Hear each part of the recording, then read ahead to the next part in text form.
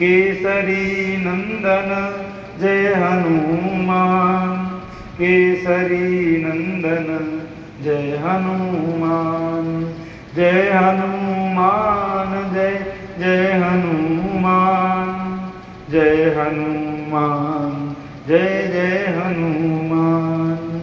श्री राम जय जय राम, श्री राम जय जय राम, श्री राम जय जय राम।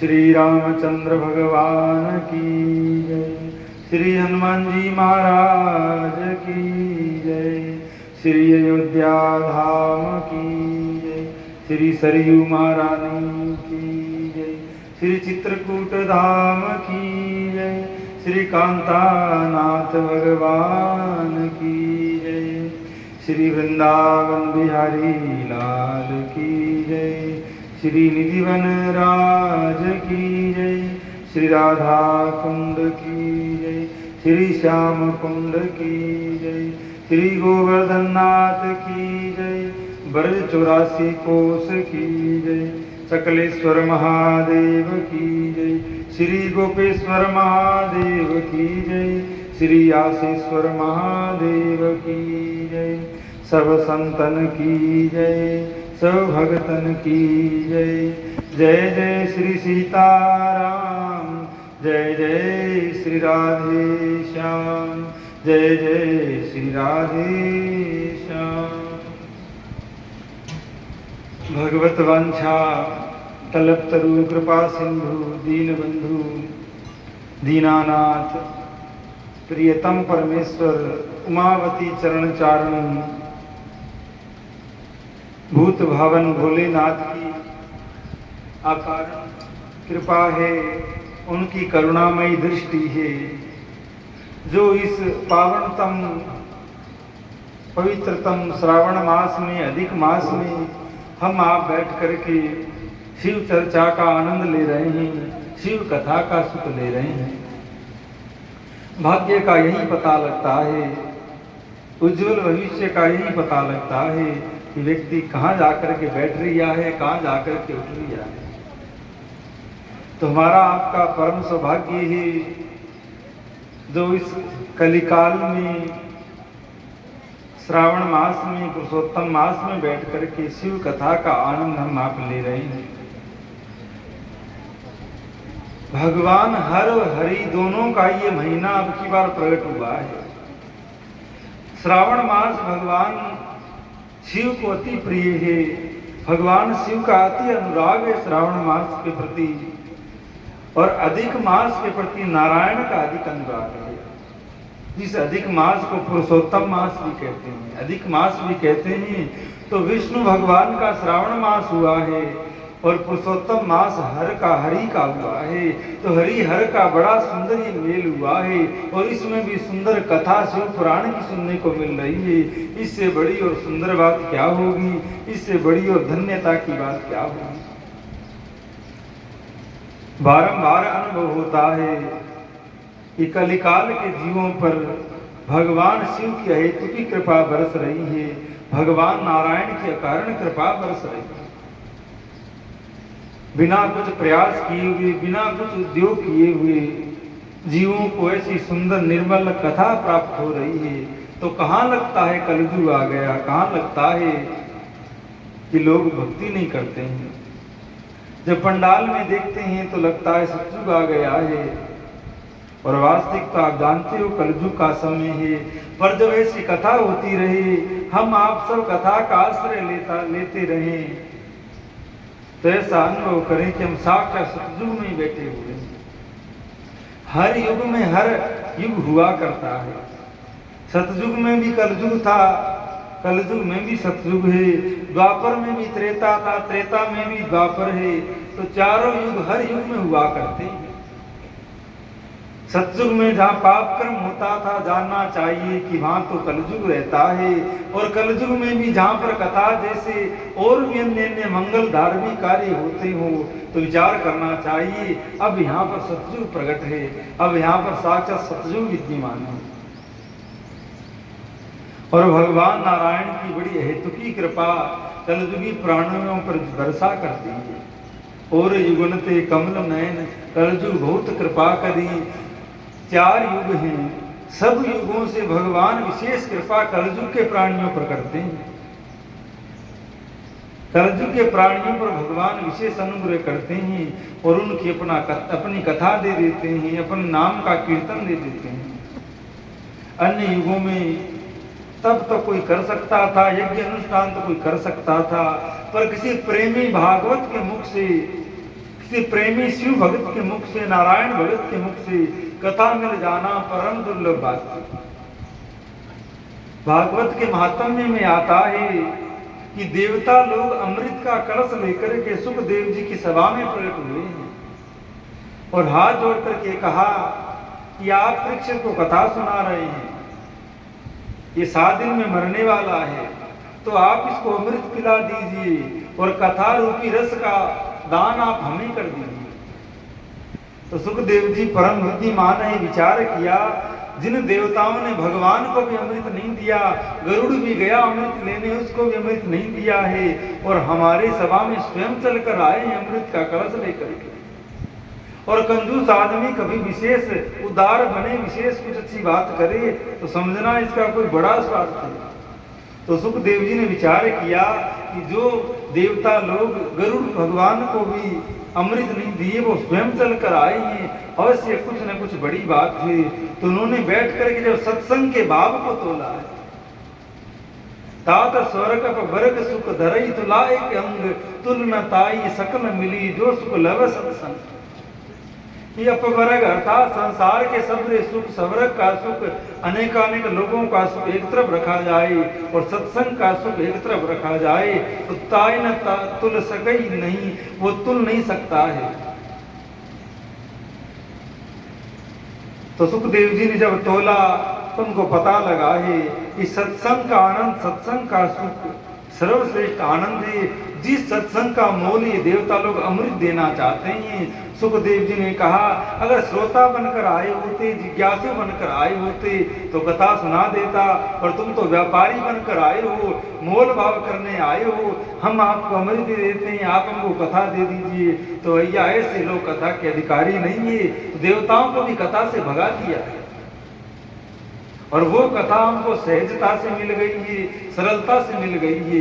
तो कितना दिव्य बात है।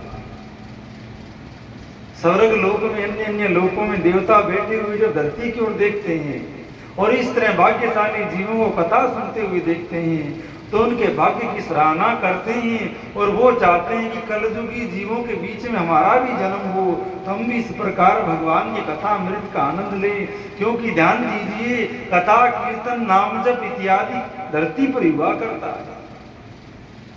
अन्य लोकों में, स्वर्ग में जाओगे तो खूब भोग मिलेगा, अच्छे अच्छे पकवान मिलेंगे, सोने को अच्छे गद्दा मिलेंगे, अच्छा महल, अच्छे नौकर चाकर दास दासी स्वर्ग में मिलेंगे, सुख तो खूब मिलेगा, पर कथा वहां भी नहीं है। और नरक में जाओगे तो वहां तो कथा हो ही कैसे सकती है, वहां तो केवल व्याधि, संकट, कलह इत्यादि वहां मिलता है।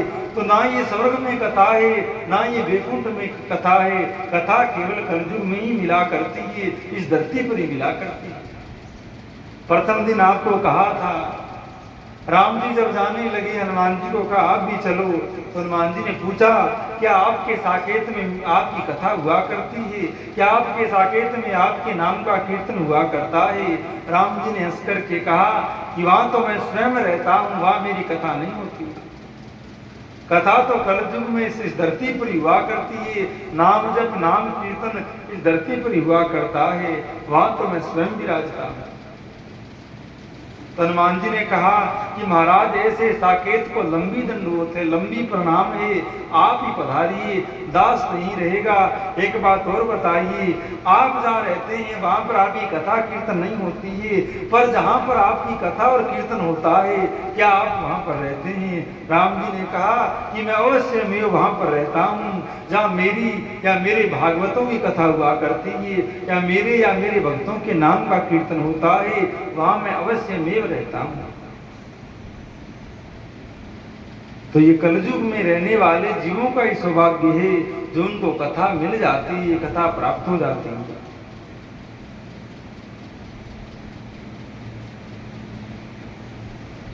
अब धरती पर जीव तो और भी बहुत है, पर वो कथा नहीं सुन सकते हैं, नहीं उनमें इतना विवेक है। और जीवों की बात क्या करें, मनुष्य में इतना विवेक हर किसी में नहीं है कि वो कथा करके सुने। बहुत विवेक जिसका जागृत है या कथा में कुछ सार तो किसी को लगता है, वही आकर के यहाँ बैठता है। आज तक जो कुछ भी हुआ है, जिन संतों को भगवान मिले हैं, जिस किसी ने भगवान की प्राप्ति करी है, वो कथा और सत्संग से ही करी है। कथा और सत्संग से ही पता लगा है कि भगवान कौन है, उसकी प्राप्ति कैसे होती है, वो किसको कैसे मिला है, इत्यादि सब का विवेचन कथा के द्वारा ही होता है। कोई शिव को ही कोई नहीं जानता था, शिव की पूजा करना कौन जानता था। भगवान शिव को ही कोई नहीं जानता था तो उनकी पूजा कौन करता। पर जब से संसार में शिव कथा आई है, हरि कथा आई है, तब से जीवों ने जाना कि भगवान शिव परम कृपालु, परम दयालु है और उनकी पूजा करी जाती है और पूजा का ये विधान है। तो लोगों ने भगवान शिव की पूजा करके संसार के समस्त भोग प्राप्त किए हैं और योगियों ने पूजा करके मुक्ति, मोक्ष और सायुज्य प्राप्त किया है। मूल में कथा ही है। उन लोगों ने जब कथा सुनी तो उनको पता लगा महादेव कैसे देव हैं जो सब पर कृपा करते हैं, बड़े कृपालु हैं। तभी लोगों ने पूजा करी। पहले पता ही नहीं था क्या होता है, सब पशुवत जीवन जीते। तो कथा का विशेष आदर है, कथा का सब साधनों में विशेष स्थान है। कीर्तन भी करोगे तो कथा में सुनकर के ही तो कीर्तन करोगे। कोई न कोई धर्म का, अनुष्ठान का या कल्याण का साधन करोगे तो ऐसे कथा से ही तो सुनकर करोगे, अन्यथा किस प्रकार जानोगे। तो कथा का परम आदर है, कथा का परम उत्कर्ष है। इन सब बातों को ध्यान में रखते हुए कल वाले कुछ प्रश्नों को, कुछ प्रसंगों को स्मरण करिए। नैमिषारण्य क्षेत्र में श्री सूत जी महाराज विराजमान है और श्रोता के रूप में 81,000 सोनकादि ऋषि विराजमान है। संत लोग अनेकानेक कल्याण के प्रश्न श्री सूत जी से किया करते हैं और उन्हीं के उत्तर में कभी प्रश्न करते हैं तो भागवत प्रकट हो जाती है, कभी प्रश्न करते हैं तो गरुड़ पुराण, देवी पुराण इत्यादि पुराण प्रकट हो जाते हैं। उसी प्रकार अब की बार जब संतों ने पूछा है तो शिव पुराण रूपी महाग्रंथ प्रकट हुआ है। उसी का विवेचन श्री सूत जी महाराज व्यास आसन पर बैठ करके नैमिषारण्य में कर रहे हैं और जिज्ञासु महात्मा, सिद्ध महात्मा बैठ करके शिव कथा का आनंद ले रहे हैं, उस तत्व के विषय में जान रहे हैं। तो कल आपने श्री सूत जी के द्वारा सुना किस प्रकार शिवलिंग की स्थापना हो, किस प्रकार उसकी पूजा हो, किधर बैठ करके, किधर मुंह करके पूजा करनी चाहिए, क्या उनको चढ़ाना चाहिए और पूजा करने जाओ तो साधक का स्वरूप कैसा होना चाहिए, वो जब पूजा करने जाए तो क्या क्या धारण करके जाए। उसके बाद आप लोगों ने बिल्वपत्र की महिमा सुनी। बेलपत्र भगवान शिव को कितना प्रिय है, बेलपत्र की उत्पत्ति कैसे हुई है, भगवान लक्ष्मी का संबंध बेलपत्र से क्या है, इत्यादि कथाएं आपने कल विश्राम के समय में सुनी। कथा हर प्रसंग में पूर्ण होती है, हर शब्द में पूर्ण होती है। कोई बात कहीं से ही आए, कोई प्रसंग आए, वो अपने आप में एक दिव्यता, एक पूर्णता लिए होता है। जिस प्रकार दूध के रोए रोए में घी है, उसी प्रकार कथा के हर एक शब्द के अंदर उस तत्व का सार रस, सर्वस्व बैठा हुआ है, सार तत्व बैठा हुआ है। जो भी बात शिव पुराण की है या कोई ग्रंथ की, ग्रंथ की कोई बात के लिए हम ये नहीं कह सकते कि भैया ये हमारे कल्याण की है, ये हमारे कल्याण की नहीं है। प्रत्येक बात से जीव का कल्याण है, जो उसके समझ में आ जाए।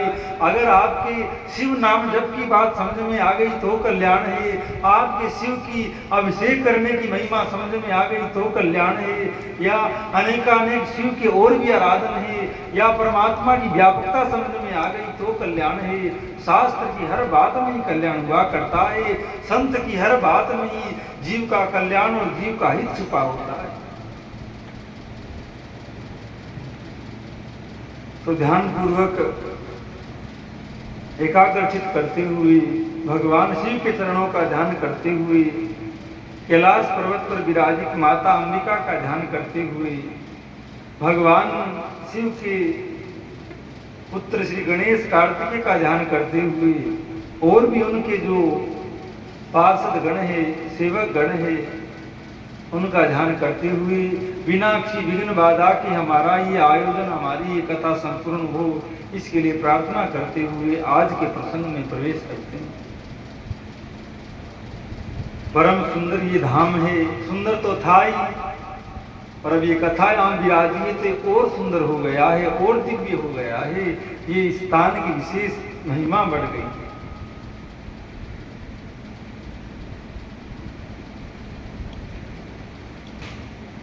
तो श्री सूत जी महाराज आगे वर्णन करते हैं, शिव नाम जप तथा भस्म धारण की महिमा, त्रिपुंड के देवता स्थान आदि का प्रतिपादन।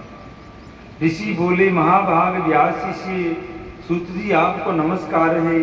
अब आप उस परम उत्तम भस्म का मातम्य का ही वर्णन कीजिए।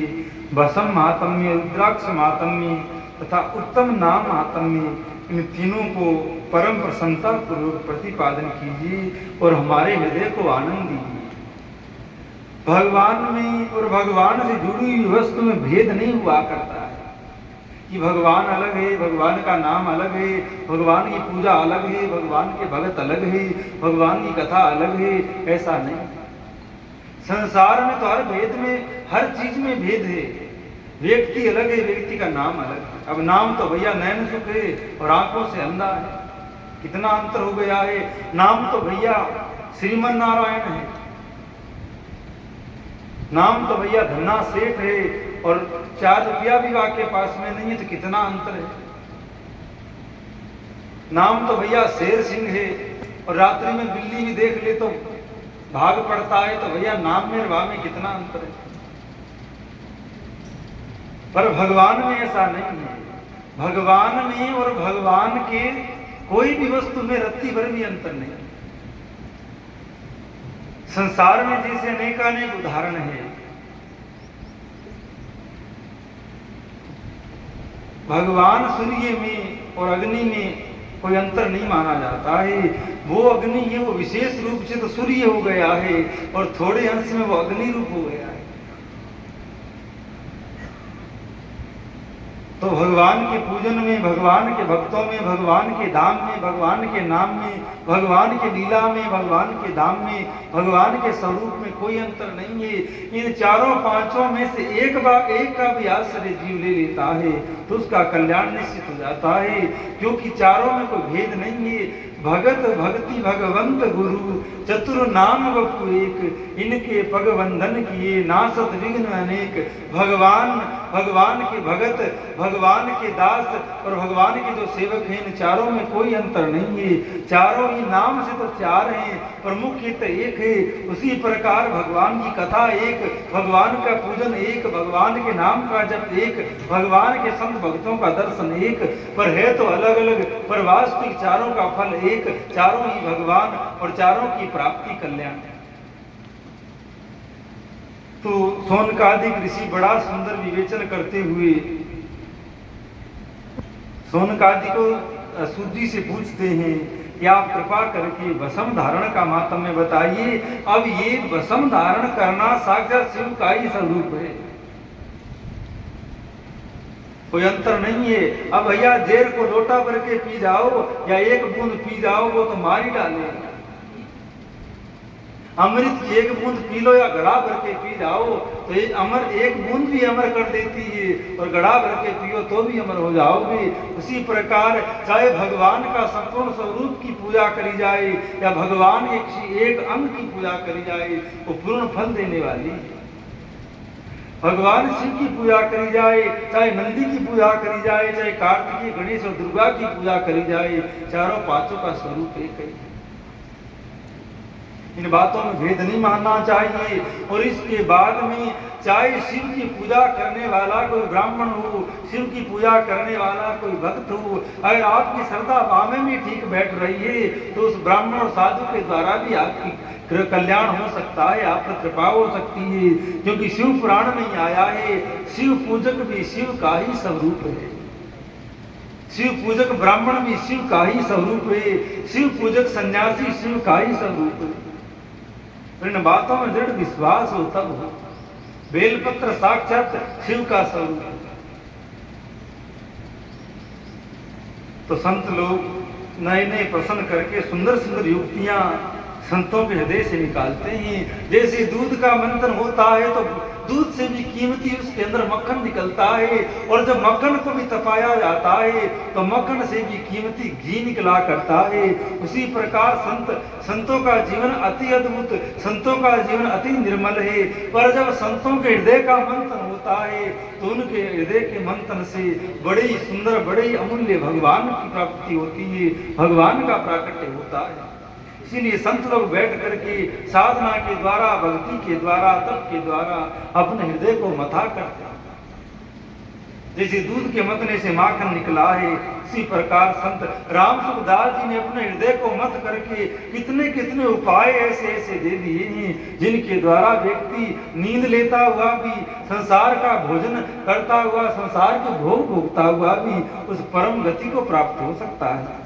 कैसी कैसी युक्तियां स्वामी जी ने अपने प्रवचनों में बताई। अरे भाई, तुमसे ये नहीं होता तो ये काम कर लो, ये नहीं होता तो ये कर लो, पर कोई न कोई कल्याण का साधन कर लो, जाते आपकी गति नहीं बिगड़े, आपका जीवन सुधर जाए, आपके लोक परलोक सुधर जाए। तो संतों का जब कोई समागम होता है या मंथन होता है तो दिव्य दिव्य बात प्रकट हुआ करती है। राम सुखदास जी बातों में इतनी दिव्य और इतनी बड़ी बात बोल जाते कि सुनने वाले घबरा जाते कि इतनी अद्भुत बात, फिर भी जीव अपना कल्याण नहीं कर रहे हैं, फिर भी भगवान की प्राप्ति नहीं कर रहे हैं, इतनी बड़ी विडंबना है। पर संतों का हृदय तो ऐसा है जो हर समय चिंतन में और मंथन में लगा रहता है। कुछ न कुछ नए नए पदार्थ, जैसे महाभारत भागवत में कथा आती है, समुद्र मंथन हुआ तो भैया मंथन होते होते कभी वहां में विष निकला, कभी वहां में अमृत निकला, कभी वहां में लक्ष्मी निकली, कभी वहां में धनवंतरी निकली, कभी वहां में अनेकानेक रत्न निकले, कभी वहां में कामधेनु गैया निकली, कभी ऐरावत हाथी निकला, कभी उत्सर्वा घोड़ा निकला। उसी प्रकार संतों का हृदय जब मंथन होता है तो उस हृदय से में भी भगवान की प्राप्ति के नए नए साधन निकला करते हैं, भगवान की प्राप्ति के नए नए रास्ते निकला करते हैं। कामियों के हृदय का मंथन होगा तो काम निकलेगा, लोभियों के हृदय का मंथन होगा तो लोभ निकलेगा, क्रोधियों के हृदय का मंथन होगा तो भैया क्रोध का ही सर्जन होगा। और वही भगवान के प्रेमियों के हृदय का मंथन होगा तो प्रेमावतार श्री कृष्ण का प्राकट्य होगा, कृपा अवतार करुणा अवतार श्री शिव का प्राकट्य होगा। भैया सबरा सबरा खजाना हृदय में भरा हुआ है। तो सौनकादिक ऋषि बारंबार बैठ करके वहां पर कथाओं का आश्रय लेकर के नई नई कथाओं का सर्जन करते हैं। और वो कथा, संतों का स्वभाव बांटना रहता है। अब कथा मिलने के बाद में जैसे सामान्य आदमी को कोई धन मिल जाए, कोई कीमती सामान मिल जाए तो छुपा लेगा, छुपाकर तिजोरी में रख देगा, किसी को बताएगा नहीं। पर संतों का स्वभाव देखिए, संतों ने बड़ा दिव्य मंथन किया है, शिव पुराण जैसा सुंदर रत्न निकला है, छुपाया नहीं है, पूरा उसका प्रचार कर दिया है, पूरे संसार में उसको बांट दिया है। भागवत रूपी दिव्य अमूल्य मणि निकली है, उसको छुपाया नहीं है, उसको बांट दिया है। गरुड़ पुराण या 16 पुराण जैसे अनेकानेक रत्न निकले हैं तो संतों ने समाज को बांट दिया है। अब भैया इतने बड़े बड़े रत्न मिलने के बाद में भी हम गरीब बने रहे, दरिद्र बने रहे, अकिंचन लाचार और बड़े ही उदासीनहीनता बने रहे, तो भैया हमसे बड़ा दरिद्री और गरीब कौन होगा। ऐसे ऐसे दिव्य ग्रंथ और ऐसे ऐसी दिव्य ग्रंथों की बातें हमको मिल गई है। अब भैया क्या हम ऐसे ही गरीब बने रहे, क्या ऐसे ही हम अभाव में रहे। अब तो भैया सबको एक प्रभाव में आ जाना चाहिए, सबको एक स्वभाव में आ जाना चाहिए। वो स्वभाव कौन सा? वो हरि भजन का स्वभाव, वो हरि सत्संग का स्वभाव, जीवों पर दया करने का स्वभाव, भले कार्य करने का स्वभाव। तो नेमी सारण्य में मंथन तो हुआ ही करता है, आज भी सत्संग चल रहा है। सिद्ध पुरुष बताते हैं, ध्यान दीजिए कि आज भी नेमी सारण्य क्षेत्र में उसी प्रकार वो सभा लगी हुई है। और समय समय के प्रभाव से अगर एक साधन निर्मूल हुआ, उन्हीं संतों ने वहां बैठ कर यज्ञ की महिमा प्रकट करी थी, पर कलयुग में यज्ञ की महिमा नहीं रही। वहां उन संतों ने बैठकर तप की महिमा प्रकट करी थी और तप की महिमा नहीं रही। वहां बैठे संतों ने दान की बड़ी महिमा गाई थी, पर दान की भी महिमा नहीं रही। तभी उन संतों ने वर्तमान को देखते हुए कथा की महिमा को प्रकट किया है, कथा रूपी साधन प्रकट किया है, इसके द्वारा जीव कथा में बैठ करके भी भव सागर से पार हो सकता है। बात की गहराई में ध्यान दीजिएगा तो उसी नैमिषारण्य क्षेत्र में सूत जी महाराज और सौनकादिकों के बीच में गहन मंथन चला करता है, गहन अध्ययन चला करता है, जिसके द्वारा सुंदर सरलतम साधन प्रकट होते हैं। उसी में उन्होंने पूछा है शिव कथा के अंतर्गत ही, अब आप बताइए भस्म धारण करने का क्या मातम्य है और भस्म धारण करने का स्वरूप क्या है। तो सब लोग ध्यान पूर्वक सुने। सूत जी ने उनके प्रश्न का अभिवादन किया है। वक्ता तो श्रेष्ठ है कि किसी श्रेष्ठ प्रश्न के द्वारा वक्तव्य शुरू होता है, वो प्रश्न करता भी श्रेष्ठ है। अब भैया श्रोता नहीं होंगे तो वक्ता क्या अकेले बैठ के बोलेगा। तो वक्ता की भी महिमा है और श्रोताओं की भी महिमा है। तो भैया दोनों को ही आनंद से कथा कहनी चाहिए और आनंद से कथा सुननी चाहिए। जो लोग भगवान शिव की उपासना करते हैं ये धन्य है, कृतार्थ है, उनका देह धारण करना सकल है, उनके समस्त कुल का उद्धार हो गया है। जिनके मुख से भगवान शिव का नाम, जो अपने मुख से सदा शिव और शिव इत्यादि नामों का उच्चारण करते हैं, पाप उनकी तरह उसी तरह सप्रस नहीं करते जैसे खदीर वृक्ष के अंगार को छूने का साहस कोई प्राणी नहीं करता है। अर्थात जलते हुए अंगार को छूने का प्रयास कोई प्राणी नहीं करता है। उसी प्रकार शिव शिव जो नाम लेता है, भगवान नारायण हरि शिव इत्यादि जो नाम लेता है, उनको पाप उसी प्रकार छूता नहीं। हे शिव आपको नमस्कार है, श्री शिवाय नमस्तुभ्यम। इस मंत्र को याद कर लेना चाहिए, श्री शिवाय नमस्तुभ्यम, और शिव को प्रणाम करो। तो ये मंत्र बोल करके प्रणाम करो, जिसका अर्थ है हे श्री शिव आपको नमस्कार है, आपको प्रणाम है। ऐसी बात अगर मुंह से निकलती है तब वह मुख समस्त पापों का विनाश करने वाला पावन तीर्थ बन जाता है। जो मनुष्य प्रसन्नता पूर्वक उस मुख का दर्शन करता है उसे निश्चय ही तीर्थ सेव जनित फल प्राप्त होता है। ध्यान दीजिएगा, जिस मुख से शिव शिव राम राम कृष्ण कृष्ण इत्यादि नाम उच्चारण होते हैं, उस मुख का दर्शन करने मात्र से मनुष्यों को तीर्थ में नहाने का पुण्य प्राप्त होता है। इतनी महिमा उस नाम जापक की जो इन भगवान के कल्याणकारी नामों को लेता है, उच्चारण करता है। और कोई उसी मुख से गाली देता हो, असत्य बोलता हो, व्यक्ति की बकवाद करता हो, तो ऐसे लोगों का मुंह देखने से बार बार गति बिगड़ जाती है, बार बार जन्म मरण हो जाता है, अनेकानेक व्याधि संकट जीवन में बन आते हैं। और वहीं आप कभी कभार बैठ करके कोई निर्मल महात्मा आए, कोई निर्मल ब्राह्मण, कोई शुद्ध हृदय व्यक्ति सामने आए, आप उसका मुख देखते हो तो तीर्थों में स्नान करने का पुण्य उसका मुख देखने मात्र से लग जाता है। श्वास श्वास तीरथ भये जो कोई सहजो न्याय, पाप पुण्य सब जल पड़े पहुंचे बैकुंठ जाए। सहजो बाई कह रही है कि अरे जो कोई राम राम करता है उसके श्वास श्वास में तीर्थ बहते हैं, उसके श्वास श्वास में सबरे तीर्थ आकर के विराजित हो जाते हैं। तीर्थ में वो नहीं जाता है, तीर्थ ही उसके पास चल करके आ जाते हैं। तो नित्य सदैव ही शिव नाम का आश्रय लेना चाहिए, शिव पूजन का आश्रय लेना चाहिए। और केवल कथा में नहीं आना चाहिए कि भाई चलो 15 दिन कथा है उसमें चलते हैं, बाद में तो सो काम है। पूरे जीवन भर वर्ष भर भी थोड़ा समय निकाले, पर निकाल करके मंदिर आकर के कुछ न कुछ पूजा अर्चना करनी चाहिए। और काम बाद में कर लो, सुबह सुबह जल्दी स्नान किए, मंदिर गए, एक लोटा जल चढ़ा दिए, बेलपत्र चढ़ा दिए, कुछ आरती पूजा कर और फिर अपना संसार का काम किया, तो भैया भगवान की कृपा जीवन भर बनी रहती है। पर कुछ दिन आ गए बाद में तो मंदिर की ओर देखा भी नहीं, तो ऐसा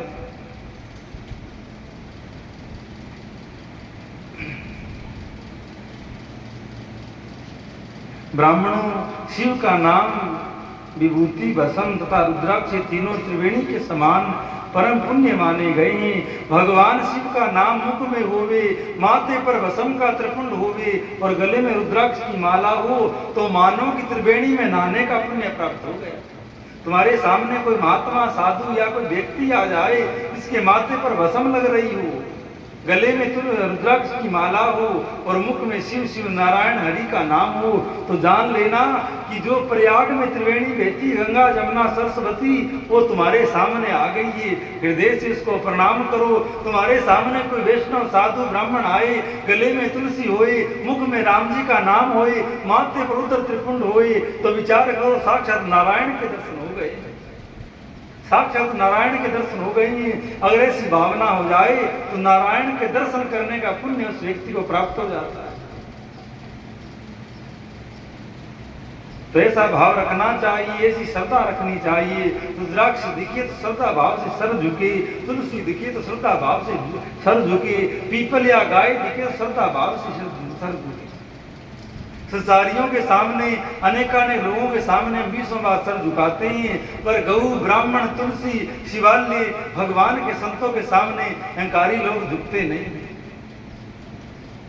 तो जो इन सब के सामने झुकते नहीं है उनके पुण्य नष्ट हो जाते हैं और शीघ्र ही वो भयंकर व्याधि में डूब करके अपने जीवन का नाश करते हैं, आत्महत्या इत्यादि के कारण जीवन में बन जाते हैं। और वही व्यक्ति जहाँ कहीं बेल दिखा, जहाँ कहीं गैया दिखी, जहाँ कहीं तुलसी पीपर या मंदिर दिखा, वह श्रद्धा पूर्वक प्रणाम करता है। उसके जीवन में जैसे छोटे से गैया के खुर के गड्ढे को बालक सहजता ही पार कर जाता है, उस प्रकार वो प्राणी सहज में ही भवसागर पार हो जाता है।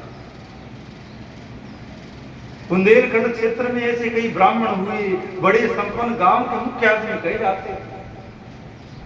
कहीं जाते, जहां कहीं उनको भले ही गाड़ी में बैठ कर जा रहे हैं, कहीं गैया दिख गई तो गाड़ी रोक करके उतर करके दंडवत करते, कहीं पीपल दिख गया तो उतर कर दंडवत करते, कहीं पर शिवालय कोई मंदिर दिख गया तो इतनी श्रद्धा उनकी हुआ करती कि लौट करके प्रणाम करते।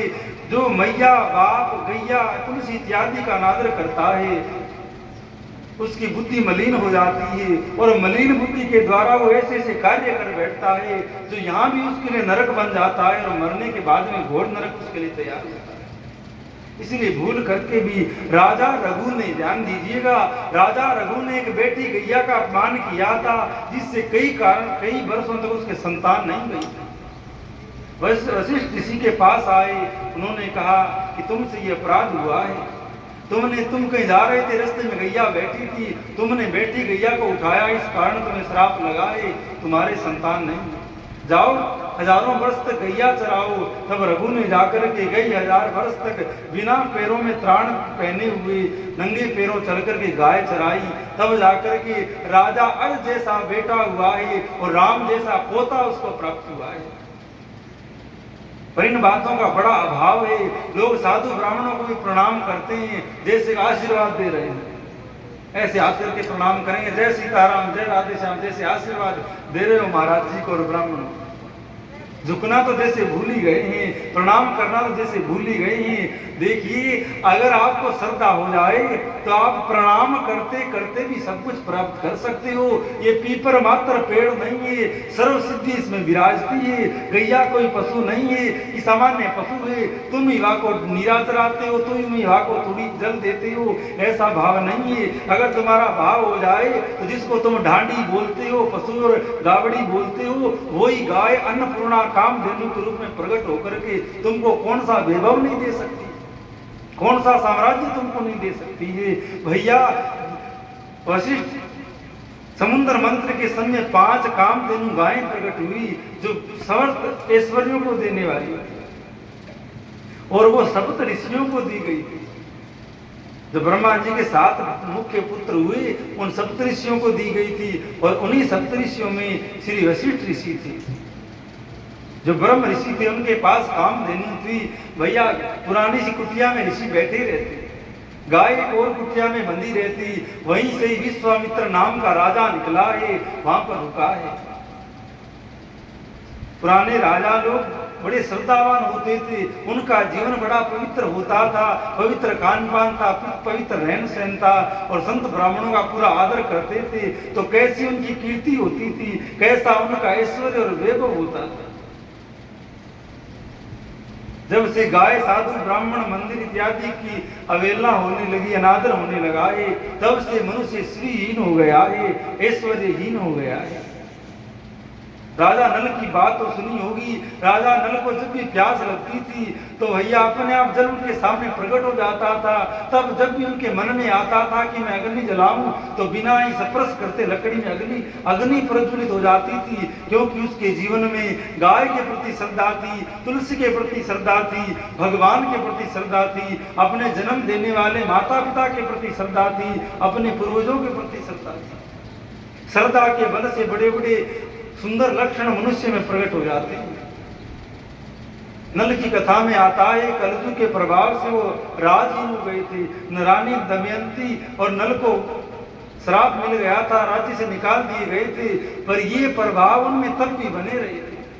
जब भी प्यास लगती जल अपने आप आता था, जब भी अग्नि जलानी होती थी तो अपने आप अग्नि जल जाती, क्योंकि उनकी इन चीजों में श्रद्धा हुआ करती।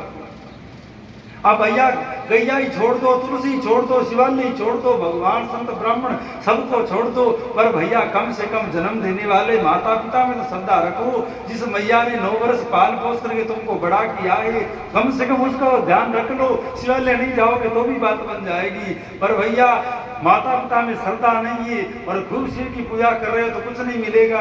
और अगर माता पिता में भी श्रद्धा है, मंदिर भी जाते हो और गैया की भी सेवा करते हो, श्रेष्ठ व्यक्ति का आदर करते हो, तो भैया सुंदर वैभव ऐश्वर्य अपने आप जीवन में प्रकट हो जाता है। विशेष कुछ करने की आवश्यकता नहीं होती। अन्यथा लोग मरे जा रहे हैं धन कमाने के लिए, मरे जा रहे हैं बड़े बड़े पद प्राप्त करने के लिए। एक वोट से हार गया, 4 नंबरों से रह गया, नौकरी लगने वाला था, बस कुछ प्रतिशत में ही बेग हट गया है। इन सब के प्रति श्रद्धा रखिए। तुम नहीं चाहोगे फिर भी संसार के वैभव पदार्थ तुम्हारे पास चल करके आएंगे। बड़ी बड़ी नौकरियों के ऑफर आपके सामने आएंगे। आप लोग सरपंच का चुनाव लड़ना चाहते हो, वो भी कोई नहीं सरपंच जी तुमको देता है, और सबके प्रति श्रद्धा रखोगे तो भगवान की कृपा से बड़े बड़े मंत्रियों के पद भी सबसे मिल जाएगा। और वो पद भी नरक में ले जाने वाला नहीं होगा।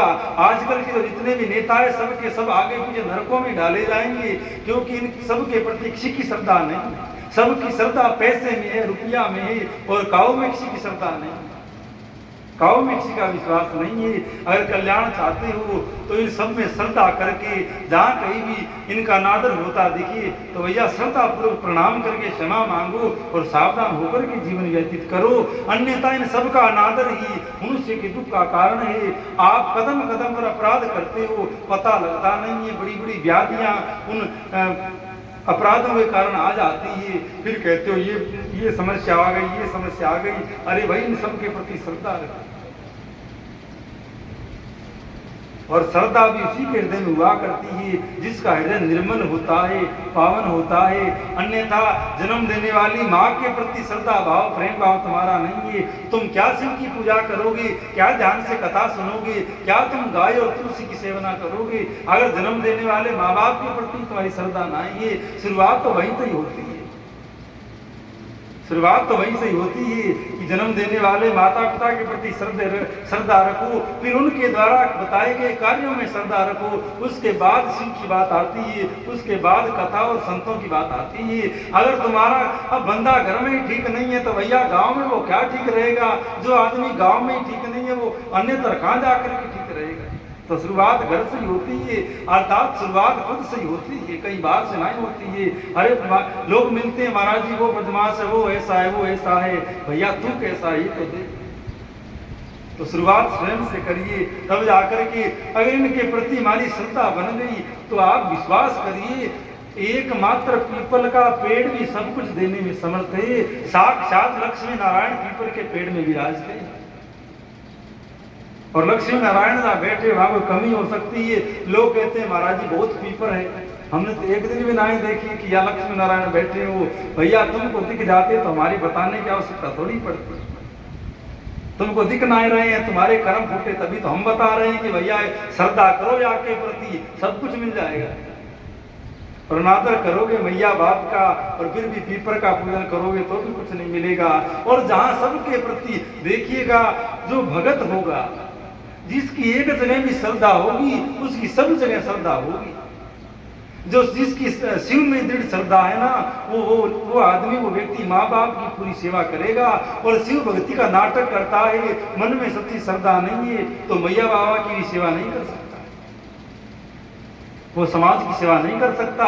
वो सेवा का नाटक जरूर कर सकता है, भक्ति का नाटक जरूर कर सकता है, पर नाटक से कोई बात थोड़ी बना करती।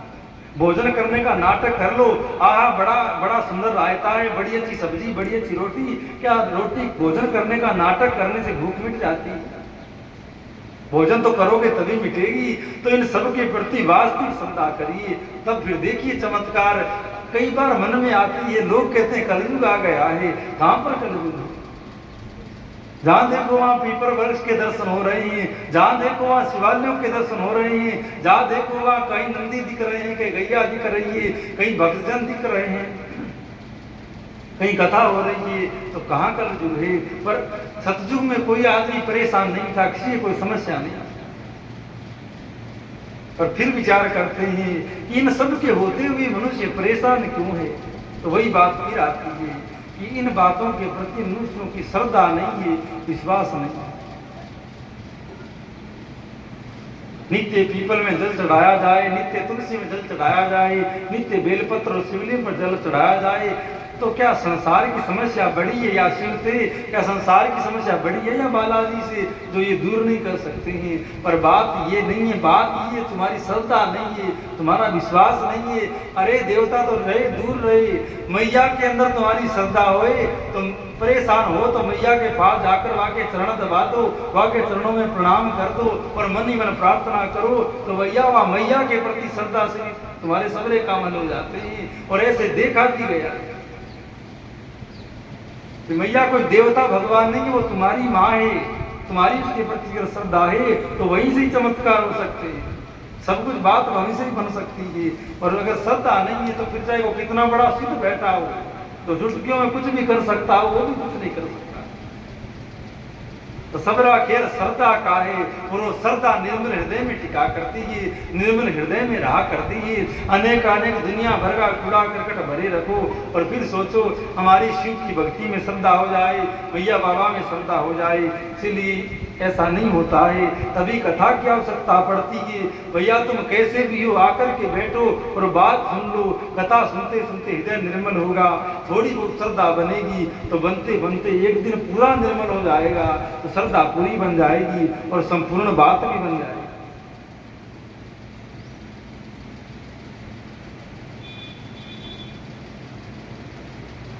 तो बहुत सुंदर वर्णन श्री सूत जी महाराज इन सब की महिमाओं का करते हैं। वसम धारण का पुण्य क्यों नहीं मिल पाता है?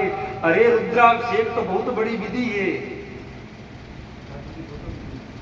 रुद्राभिषेक की तो बहुत बड़ी विधि है। आपने मात्र एक लोटा जल चढ़ा दिया तो भी भैया बहुत कुछ बात हो गई। जो मनुष्य प्रसन्नता पूर्वक उस मुख का दर्शन करता है उसे निश्चय ही तीर्थ से सामने फल प्राप्त होता है। ब्राह्मणों शिव का नाम विभूति वसंता रुद्राक्ष ये तीनों त्रिवेणी के समान परम पुण्य माने गए हैं। जैसे त्रिवेणी का स्नान भाग्यशाली लोग करते हैं प्रयाग में जाकर के मकर संक्रांति के अवसर पर, उसी प्रकार अगर सामने ये सब तीनों चीजें पड़ जाए, बिल वृक्ष का वृक्ष दर्शन हो जाए, पीपर के दर्शन हो जाए, तुलसी के दर्शन हो जाए, कोई साधु ब्राह्मण के दर्शन हो जाए, तो मानना त्रिवेणी के दर्शन हो गए और त्रिवेणी में स्नान हो गया। अब भैया दादा तो क्या कहें, त्रिवेणी में नहाने वाले भी नरक में जा रहे हैं, तुम कहाँ त्रिवेणी के दर्शन करोगे? क्योंकि उनकी उनमें श्रद्धा नहीं है। जहाँ ये तीनों शुभतर वस्तु में श्रद्धा रहती है, उसके दर्शन मात्र से मनुष्य त्रिवेणी की स्नान का फल पा लेता है। भगवान शिव का नाम गंगा है, विभूति यमुना है मानी गई है, रुद्राक्ष को सरस्वती कहा गया है। अर्थात शिव का नाम जो है वो गंगा का स्वरूप है, और जो भस्म है वो यमुना जी है, और रुद्राक्ष की माला सरस्वती का स्वरूप है।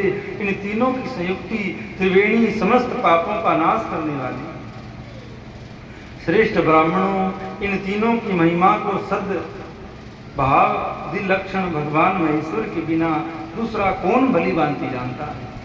इस ब्रह्मांड में जो कुछ है वह सब तो केवल महेश्वर ही जानते हैं। विप्रगण में अपनी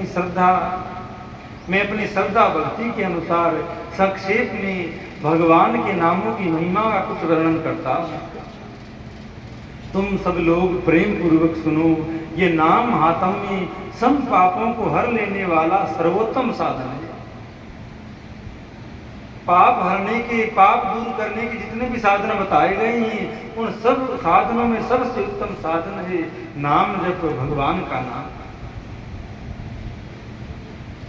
और अनेकानेक संतों ने बहुत नाम की महिमा गाई है, पर किसी ने ये नहीं कहा कि नाम की महिमा इतनी ही है। संतों ने यही कहा कि मेरी बुद्धि में जितना आया उतना मैंने बखान किया, बाकी नाम की महिमा कौन गा सकता है। काल करूं मैं नाम बढ़ाई, नाम न सके राम गुण गाई।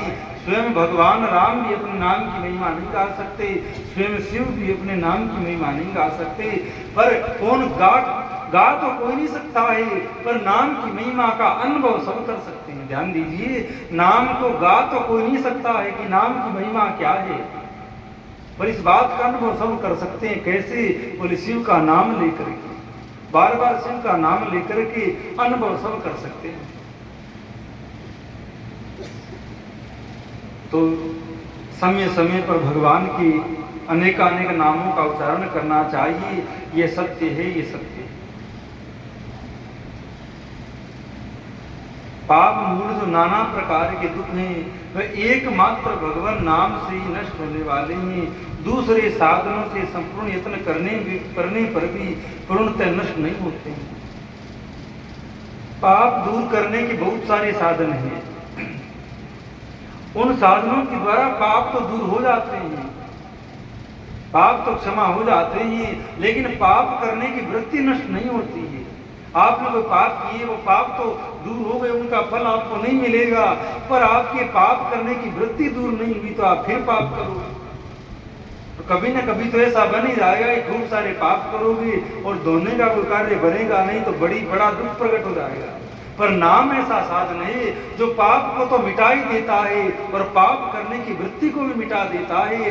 अर्थात बांसों के जंगलों में आग लगती है तो ऊपर ऊपर के बांस जल जाते हैं, लेकिन जड़ें पड़ी रहती है। जैसे ही बारिश आती है तो भैया बारिश का पानी उन बांसों की जड़ों में लगते ही फिर हरे हो जाते हैं और कुछ ही दिनों में पेड़ के पेड़ बन जाते हैं, क्योंकि उनकी जड़ें अभी पड़ी थी। उसी प्रकार पाप रूपी उस पेड़ का वो पाप ऊपर से नष्ट हो गया और पाप की प्रवृत्ति जो जड़ है पाप की वो बनी रही, तो पाप कभी भी जीवन में पुनः बन सकते हैं। और नाम का जो अभ्यास करता है, नाम जो जपता है, उसका पाप तो नष्ट हो ही जाता है और पाप करने की जो सूक्ष्म भावना जो हृदय में छुपी रहती है वो भी नष्ट हो जाती है। इसीलिए चाहे कोई शास्त्र आप उठाइए, सब में नाम की महिमा विशेष कही गई है, नाम का महात्म्य विशेष कहा गया है और अनेकानेक घटनाएं हैं जिसके द्वारा नाम की महिमा प्रकट होती है। कितनी तो आपको वर्तमान समय की कहीं और कितनी पुराणों की बात कहीं जिन बातों में नाम की महिमा विशेष रूप से प्रकट हुई है। और नाम तो दूर रहा, नाम की प्रयोजन मात्र से, मान लो किसी व्यक्ति का नाम शिव है, किसी व्यक्ति का नाम नारायण है, तो उस व्यक्ति ने तो नाम उस व्यक्ति का लिया जिसका नाम नारायण है, पर उनको फल उस नारायण का नाम लेने का प्राप्त हुआ। भागवत में अजामिल की कथा आती है। अजामिल ने मरते हुए कोई भगवान को नहीं पुकारा कि नारायण की रक्षा करो, उसके बेटे का नाम ही नारायण था।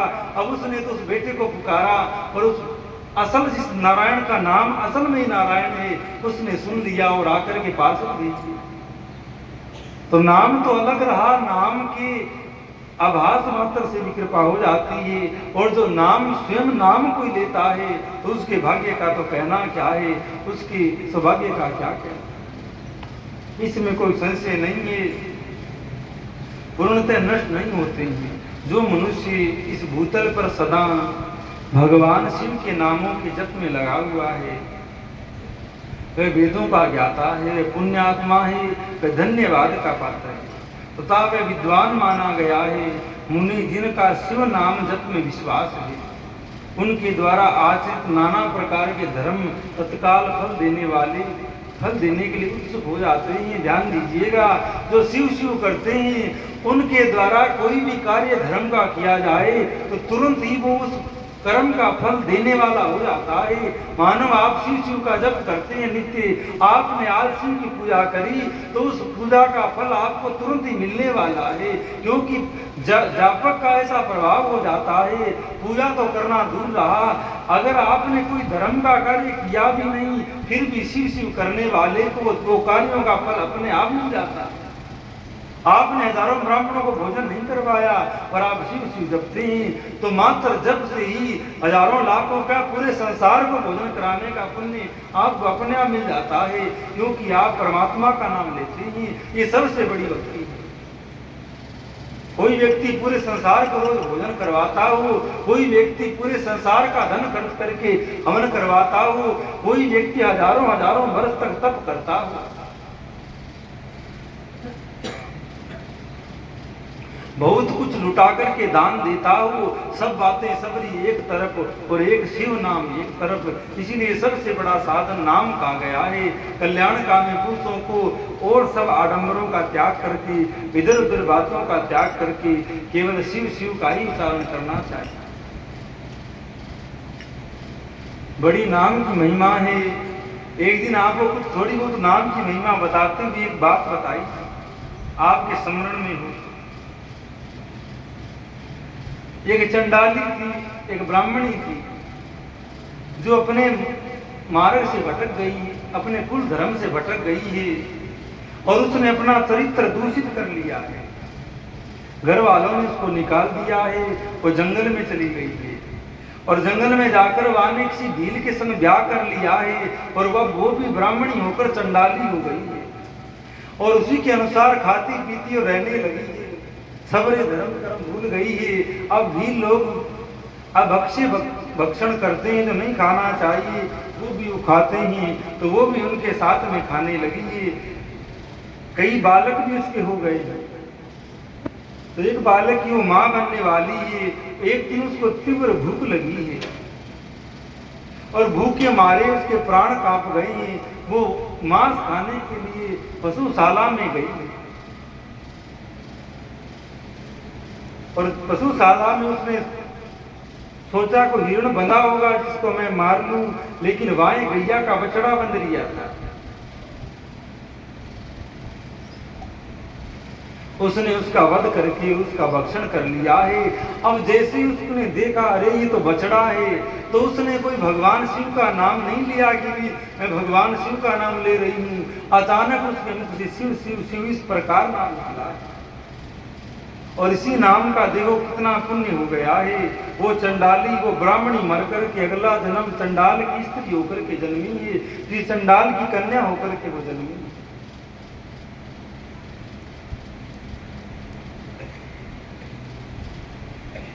और भयंकर अनेक कोट इत्यादि रोग उसके शरीर में लगे हुए हैं और दन दन से उसका तिरस्कार होता है और वो महान दुख भोगती है।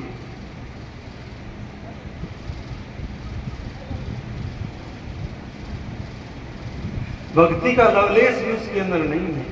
पूर्व जन्म में ब्राह्मणी थी, आज वो चंडाली बन गई है। वो क्या जाने भक्ति, वो क्या जाने भगवान का भाव। उसी प्रकार अपने कबीले में रहती है और अपने दुखों को भोगती है।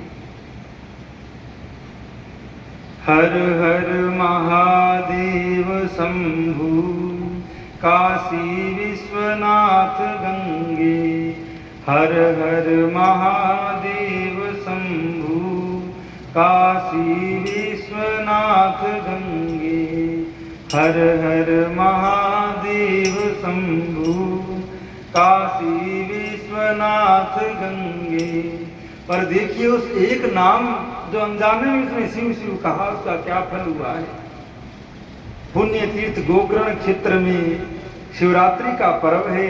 असंख्य नर नारी इस पावन पर्व पर भगवान शिव के दर्शन पूजन के लिए इकट्ठे हुए हैं। अक्षत चंदन बिल्व पत्र पुष्प आदि से पूजा का थाल सजाए श्रद्धालु भक्तजन मंदिर की ओर चले जा रहे हैं। भगवान शिव की जय, हर हर महादेव आदि के उच्चारण कर रहे हैं। आदि की ध्वनि से आकाश मंडल गूंज उठा है। धार्मिक जनता में आज उत्साह और अमंगल की अद्भुत लहर उठती दिखाई देती है। ध्यान दीजिएगा, इस चंडाली की कथा बड़ा सुंदर संकेत देने वाली है, बड़ा सुंदर भक्तों को भाव देने वाली है। मंदिर से कुछ ही दूरी पर एक चंडाली चकित चकित थकित सी खड़ी है। वही चंडाली है जो पूर्व जन्म में ब्राह्मणी थी और वाने बछड़ा का मांस खाया था, पर अचानक उसके मुख से शिव शिव का नाम निकला। मंदिर से कुछ ही दूर उस गोकर्ण क्षेत्र में कोई चंडाली खड़ी है। जन समाज के सपरस से बचती हुए पीछे हटती जा रही है। शरीर अत्यंत दुर्बल कंकाल मात्र रह गया है। गलित कुष्ठ से भरे हुए अंगों पर मक्खियां भिनभिना रही है। विभत्सता की मूर्ति से वृद्धा और गुणी नारी समस्त नर नारियों की घृणा का पात्र हो रही है। सब लोग उसे घृणा कर रहे हैं, उससे दूर हट रहे हैं और वो भी लोगों से दूर हट रही है।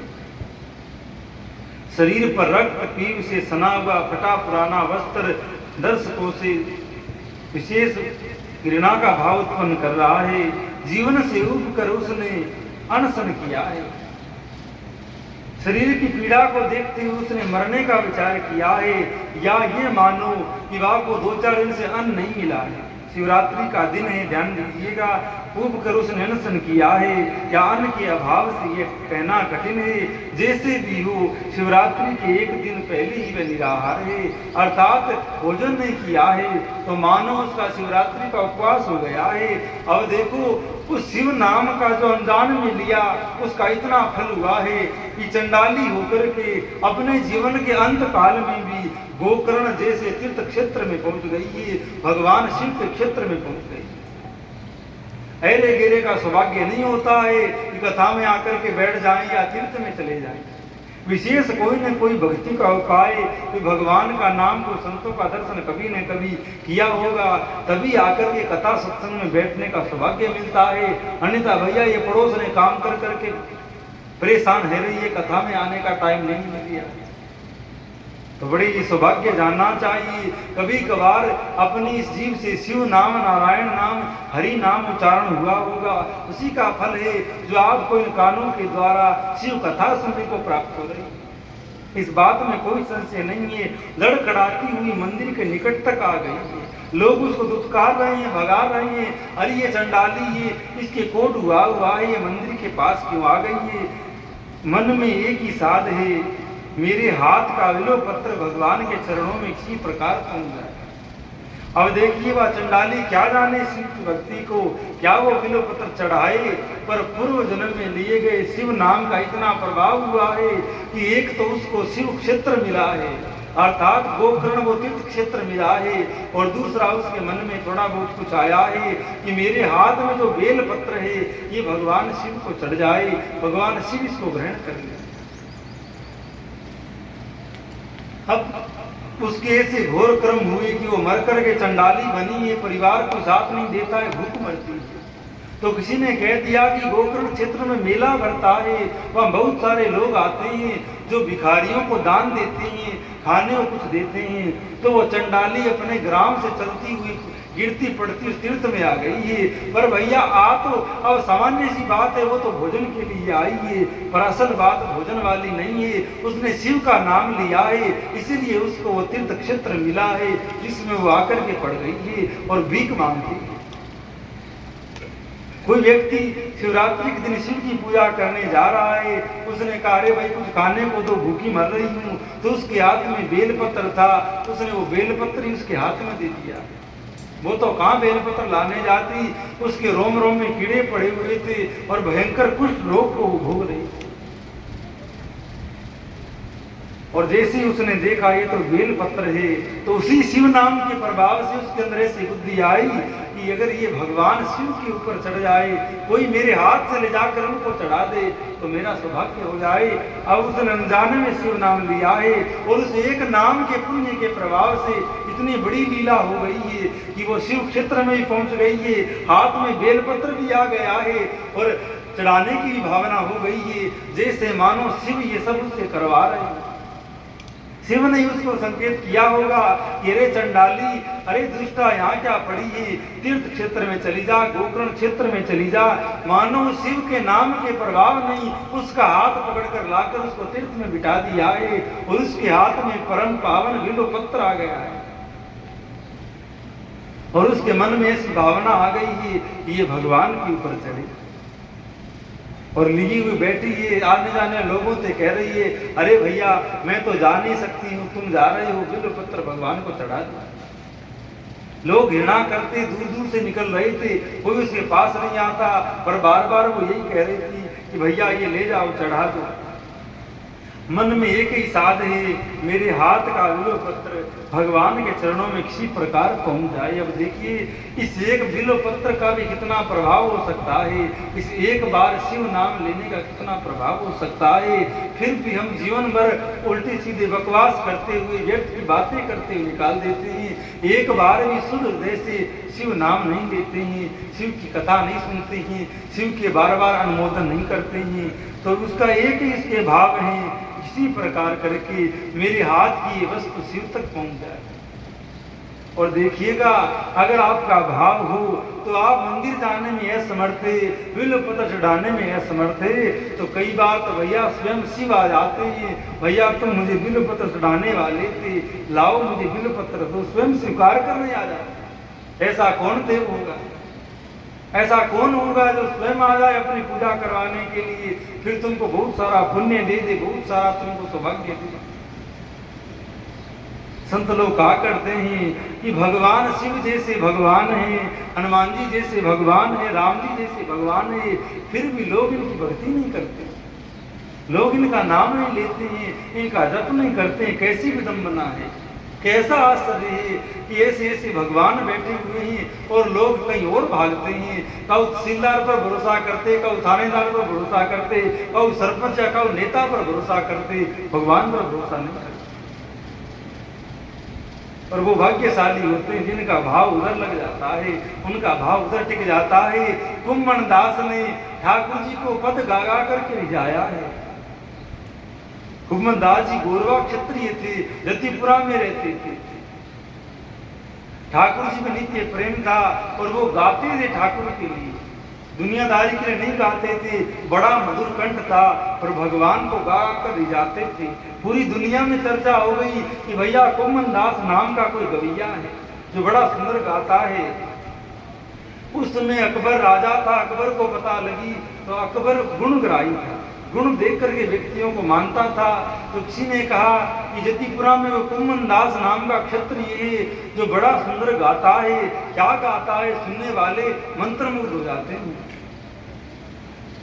अकबर ने बुलावा भेजा है, कुम्मन दास आकर मेरे से मिले, मुझे दर्शन दे। पहले तो कुम्मन दास जी ने मना कर दिया, हम या ब्रज को छोड़ के कहीं अन्यत्र नहीं जायो करें, पर फिर सोचा मैं नहीं जाऊंगा तो वो दुष्ट यहाँ आएगा, रास्ते में कितने जीव मारेगा, कितनी हिंसा करेगा, इसलिए मैं ही चला जाता हूँ। उस समय अकबर फतेहपुर सीकरी में विराजता था, ध्यानपूर्वक सुनिएगा। सामान्य सा गावड़े का वेश, फटी पुरानी धोती, बेले कुचेले कपड़े और सामान्य सा ग्रामीण वेश में चलते हुए कुम्मन दास जी आज पहली बार ब्रज से बाहर फतेहपुर पहुंचे। यमुना में स्नान करके अकबर के दरबार में गए। अकबर ने विचार किया, मैंने सुना था कि मैंने सुना है इतना बड़ा गवैया है तो खूब रथ में बैठ कर आएगा, खूब कई 150 लोग उसके साथ होंगे। पर जैसे ही कुम्मन दास ने सभा में प्रवेश किया, चर्चा हुई यही कुम्मन दास है।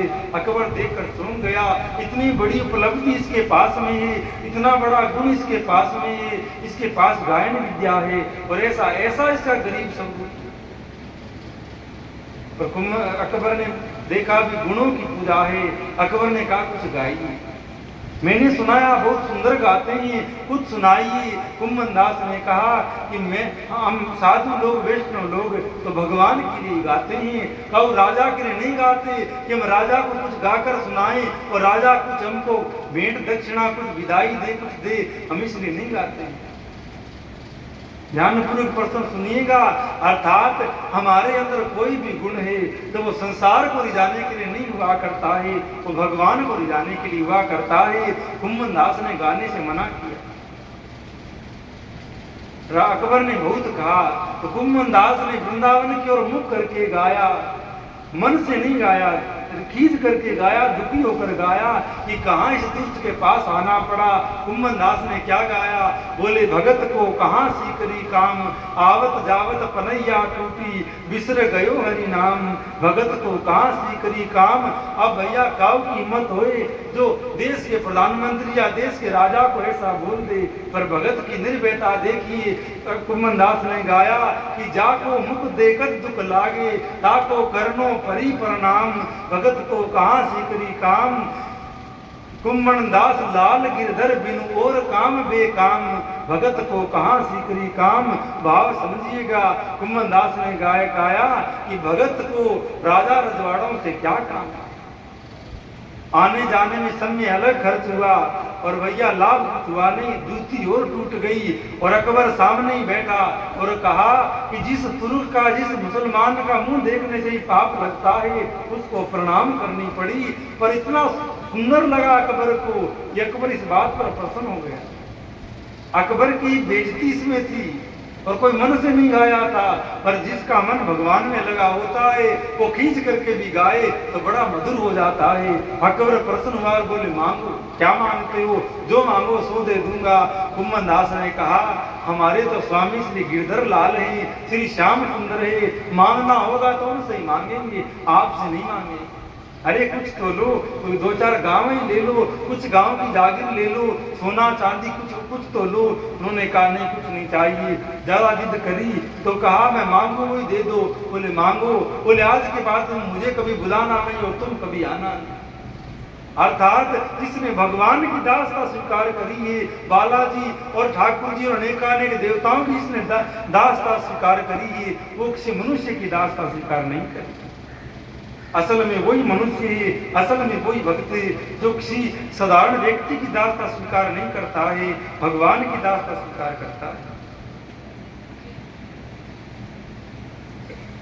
और ऐसा होता भगवान की कृपा से ही है, अन्यथा लोग पता नहीं भगत होकर के भी कहां से लगा लेते हैं। चलो भगत तो हम ठाकुर जी के हैं, पर भैरव जी के मंदिर में जाए आते हैं वो दे देंगे। भगत तो हम ठाकुर जी के हैं, पर क्या पता माता जी बड़ी सिद्ध देवी है कलयुग की, क्या पता वो कुछ दे दे।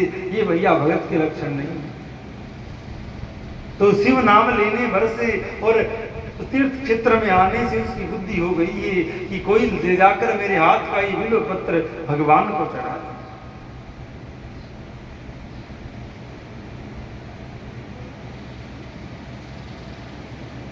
जैसे भी हो शिवरात्रि के दिन पहले से ही वह निराहार है, लड़खड़ाती हुई मंदिर के निकट आ गई है। मन में एक ही साथ है, मेरे हाथ का बिल्व पत्र भगवान के चरणों में किसी प्रकार पहुंच जाए। किसी दयालु पुरुष ने उसकी यह साध पूरी भी कर दी है। कोई जा रहा था, किसी को तो दया आई गई, बेचारी कब से खड़ी रो रही है बेलपत्र लिए हुए। अरे भाई कोई जाओ तो चढ़ा दो, अरे तू ले जा, अरे तू ले जा। किसी को दया आई तो उसने वो बेलपत्र उसके हाथ से लिया है और मंदिर में जाकर के चढ़ा दिया है। अब मानो उसकी साध पूरी हो गई, मेरे हाथ का बिल्व पत्र चरणों में किसी प्रकार पहुंच जाता। किसी दयालु पुरुष ने उसकी यह साध पूरी कर दी है। मन ही मन उसने भगवान शिव के स्वरूप का चिंतन किया है और मन ही मन सेवा पूजा कर ली है। दया सिंधु महेश्वर ने उसकी भाव भक्ति की भेंट स्वीकार कर ली है। भले ही वो चंडाली के हाथ का दिया हुआ बिल्व पत्र भगवान तक नहीं पहुंचा होगा, या पहुंचा होगा तो देरी से पहुंचा होगा, पर भैया उसका भाव तो सबसे पहले जाकर के बिल्व पत्र से पहले शिव के ऊपर चढ़ गया है। आपका बिल्व पत्र शिव तक पहुंचे या नहीं पहुंचे, पर आपका भाव अवश्य शिव तक पहुंचना चाहिए। आपकी शुद्ध भावना, शुद्ध प्रेरणा, शुद्ध भाव उन तक जाना चाहिए। फल उसी का ही मिला करता है। तो भीड़ को छट गई है, भीड़ रुद्र हो गई है। महेश्वर ने उसकी भाव भक्ति से भेंट स्वीकार कर ली। अब बताओ पूर्व जन्म की महान पापनी दुष्टा दूसरा जन्म चंडाली का है, कोई शुद्धि शरीर की नहीं है, कोई और शुद्धि नहीं है, और उसने भी भाव से बिल्वपत्र अर्पित किया है तो भगवान शिव ने आदर पूर्वक स्वीकार किया। और हम भैया खूब सारे पत्ते खूब ढेर लगा देते हैं, शिव दिखाई नहीं देते हैं, फिर भी एक बिल्वपत्र भी स्वीकार नहीं होता। तो इन बातों की गहराइयों को समझिए और आगे सुनिए। उसने धरती पर मस्तक रख करके श्रद्धापूर्वक प्रणाम किया है। उसने कोई हजारों ब्राह्मणों को भोजन नहीं करवाया है, कोई बहुत बड़ा आयोजन करवाकर कोई कथा नहीं करवाई है, उसने कोई यज्ञ तप जप नहीं किया है, मात्र श्रद्धापूर्वक एक बिल्वपत्र भेजा है और वहीं खड़े खड़े ही धरती पर लौट करके शिव को प्रणाम किया है। कथा तो आप सुन ही रहे हैं, शिव कहाँ पर नहीं है, उसने वहां प्रणाम किया है और वहां के प्रणाम को शिव ने वहां स्वीकार किया है। भागवत तो इस बात में पूर्ण साथ देती है, पूर्ण सिद्ध करती है। कृष्णाय वासुदेवाय हरये परमात्मने पर्णतकलेश नाशाय गोविंदाय नमो नमः। अर्थात जो भगवान श्री कृष्ण को प्रणाम करता है, प्रणाम करने मात्र से ही दैहिक भौतिक और दैविक तीनों प्रकार के ताप नष्ट हो जाते हैं, और जिसके तीनों ताप नष्ट हो गए हैं वो ही भगवान के धाम का अधिकारी होता है। तो आज चंडाली ने भी जब प्रणाम किया है शिव को, तो भैया उनके पूर्व जन्म के और वर्तमान जन्म के सबरे पाप धुल गए हैं और त्रिताप नष्ट होने के कारण वो कैलाश की धाम की अधिकारी हो गई, भगवान के धाम के जाने की वो योग्य हो गई है। और धरती पर लेटकर उसने प्रणाम किया है। शिव शिव का जप करती हुई और एक और चली गई है। रात भर क्षेत्र में जागरण करके दूसरे दिन वह क्षेत्र से बाहर निकली। दोपहर का समय है, भगवान भास्कर तप रहे हैं। एक सरोवर के तट पर बरगद की सघन छाया है। चंडाली वहां तक आते आते भूख प्यास से मूर्छित होकर गिर पड़ी है। जीवन शक्ति ने जवाब दे दिया है, मृत्यु की घड़ी आ गई है। इसी समय आकाश एक दिव्य विमान उतरा है, चारों ओर प्रकाश छा गया है और विमान वहीं आकर आकाश में रुक गया है। महर्षि गौतम बड़ी देर से उसी पेड़ की छाया में बैठे थे। उन्होंने चंडाली की वह दुर्दशा देखी और भगवान शिव के पार्षदों द्वारा लाए हुए उस दिव्य विमान पर भी दृष्टिपात किया है। चंडाली वहां से आकर वह पेड़ के नीचे पड़ गई है, प्राण निकलने वाले हैं। इतने में वहां पर दिव्य विमान प्रकट हुआ है, शिव के गण विमान ले आए हैं। अगस्त ऋषि बहुत देर से वहां बैठे हुए सब लीला देख रहे हैं। विमान को भी देखा है, उनसे रहा नहीं गया है और वे पूछ बैठे, देवेश्वरो आप भगवान शिव के पार्षद हैं, आपको नमस्कार है। इस दिव्य विमान को लेकर आप लोग यहाँ कैसे रुके हैं? भी आप यहाँ कैसे रुके हैं?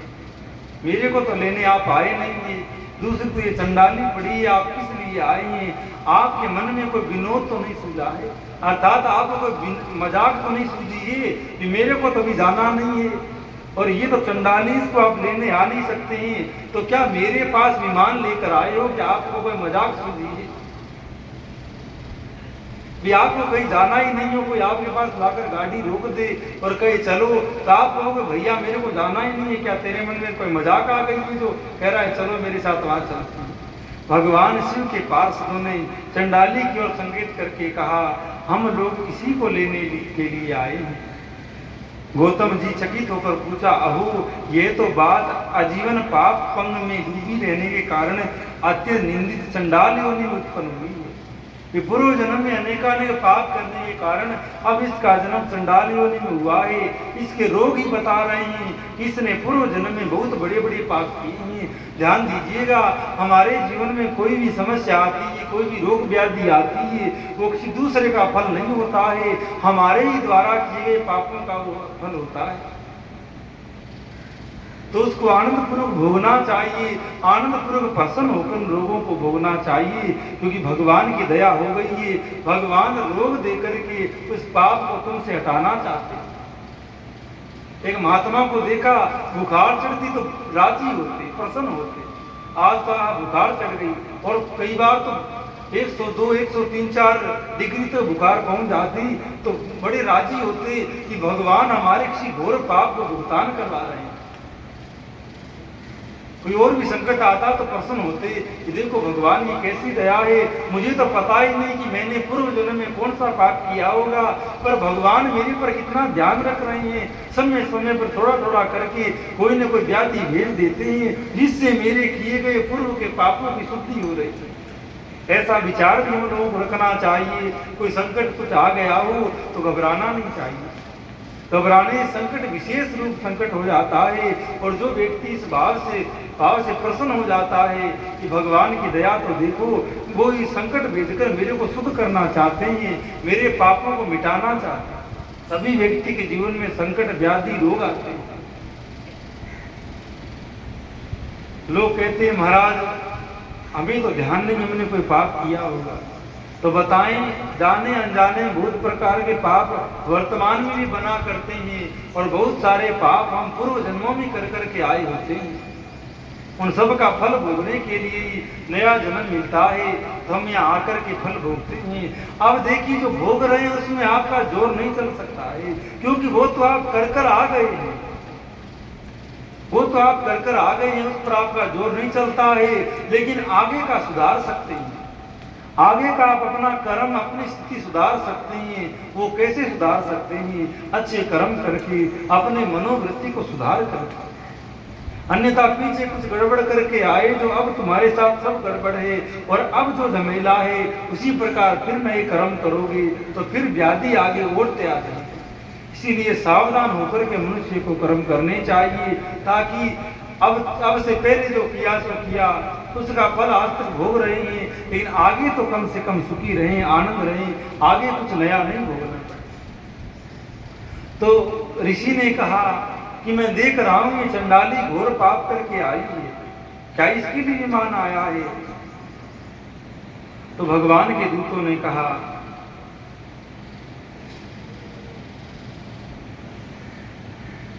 भगवान शिव के पार्षदों ने कहा मुनि आपका कहना ठीक है, जो बात आप कह रहे हैं वो सब सत्य है।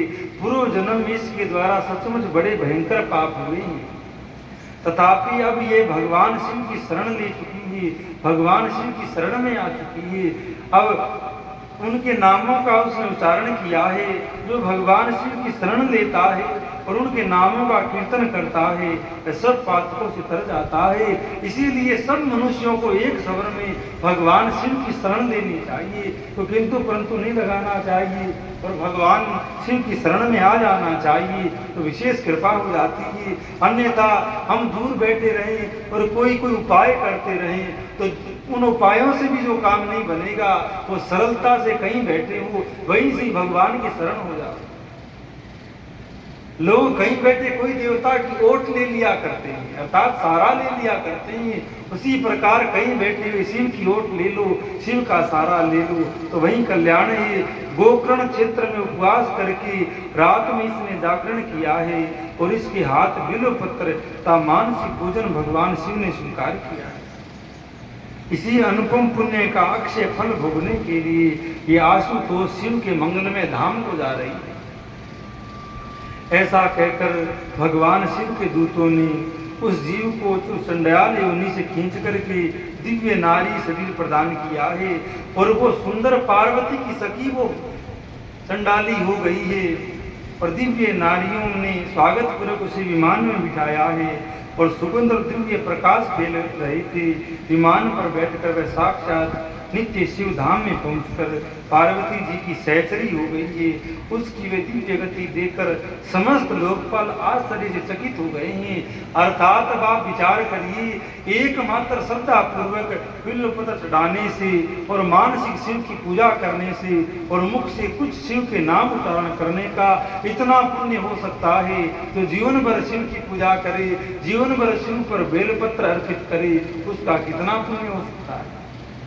तो जीवन भर ऐसे सुंदर कथाओं का स्मरण करे, उनके पुण्य का लेखा जोखा कौन कर सकता है। पर बेलपत्र चढ़ा रहे होते हैं, ध्यान कहीं होता है, कभी उल्टा धर रहे हैं, कभी सही धर रहे हैं, कभी कुछ चढ़ा रहे हैं, कभी कुछ चढ़ा रहे हैं, और ध्यान कहीं है तो उसका फल नहीं है। और आपका पूरा ध्यान शिव पूजा में लगा हुआ है, फिर आप प्रेम से जल चढ़ा रहे हैं, प्रेम से विलो पत्र चढ़ा रहे हैं, प्रेम से कोई भी वस्तु चढ़ा रहे हैं, तो भगवान उसको स्वीकार करते हैं। अरे भगवान तो यहाँ तक कहते हैं तुम्हारे पास कुछ भी नहीं है तो जल तो होगा, तभी तुम जीवित हो। कि जल तो एक पात्र भर के, एक लोटा भर के, अरे लोटा भी नहीं है तो कम से कम अंजलि भर के जल होगा। जलस्य चुलुकेन वा विकृणिते भय मानम भक्त भयो वत्सलः। जिसने चुलू भर के जल भी भगवान को अर्पित कर दिया है, भगवान कहते हैं मैं उसके अधीन होता हूँ। शक्र देवाय प्रपन्नाय त्वासमिति च याचते अभ्यम सर्वभूतो भयम तदामे तद वर्त मम। भगवान श्री राम विभीषण को शरणागति देते हुए कह रहे हैं, जो जीव एक बार भी कह देता है हे राम हे भगवान मैं आपका हूँ, भगवान कहते हैं उसको मैं संसार के सब जीवों से, सब कार्यों से, सब अमंगलों से निर्भय कर देता हूँ, उसको मैं निर्भय बना देता हूँ। जो मेरी शरण में आ जाते हैं तो इन सबका पालन करते हुए शिव की शरण में जाना चाहिए। सूत जी महाराज नाम की महिमा कहते हुए आगे बताते हैं कि वो मनुष्य धन्यवाद के पात्र हैं जो नित्य निरंतर शिव का नाम जपा करते हैं। जिनका शिव नाम जप में विश्वास है, उनके द्वारा आचरित नाना प्रकार के धर्म तत्काल फल देने के लिए उत्सुक हो जाते हैं।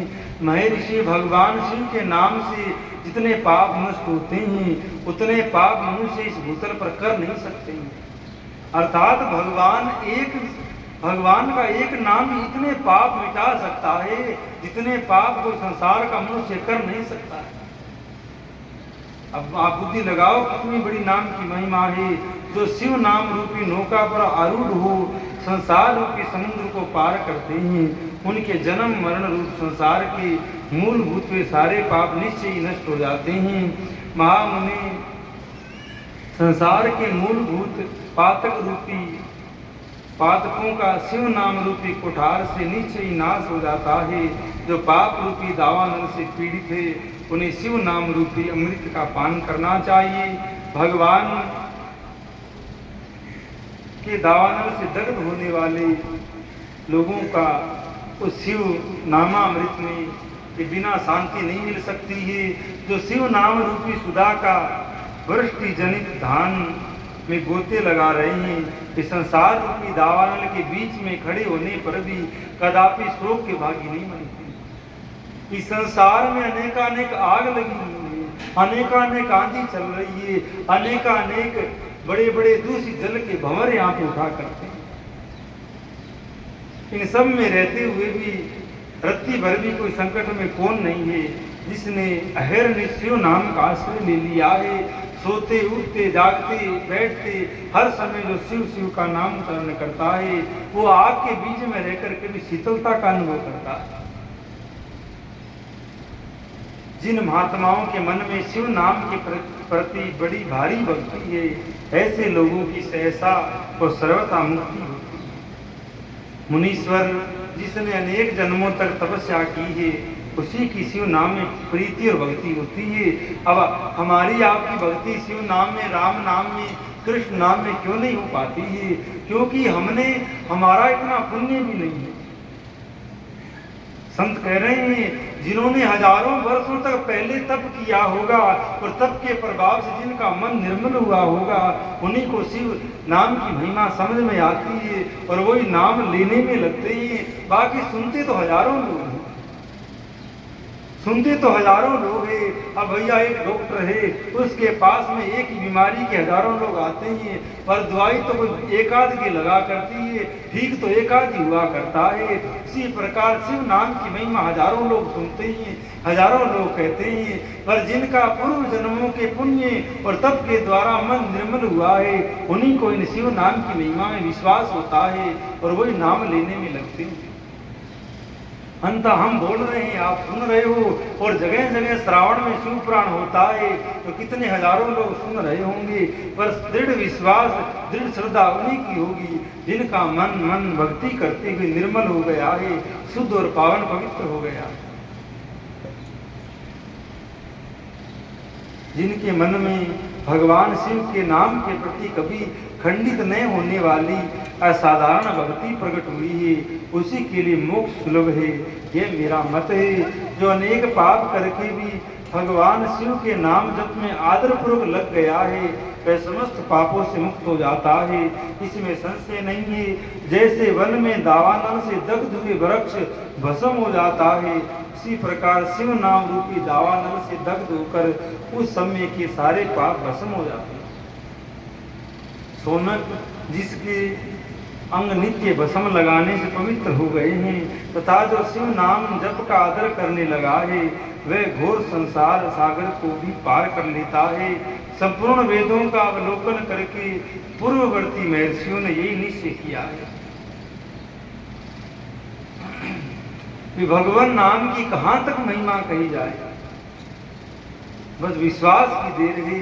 आज अभी शिव यहाँ प्रकट हो सकते हैं, आप चाहो वो चमत्कार यहाँ पर हो सकते हैं, आप चाहो वैसी स्थिति बन सकती है अगर आपका विश्वास हो जाए।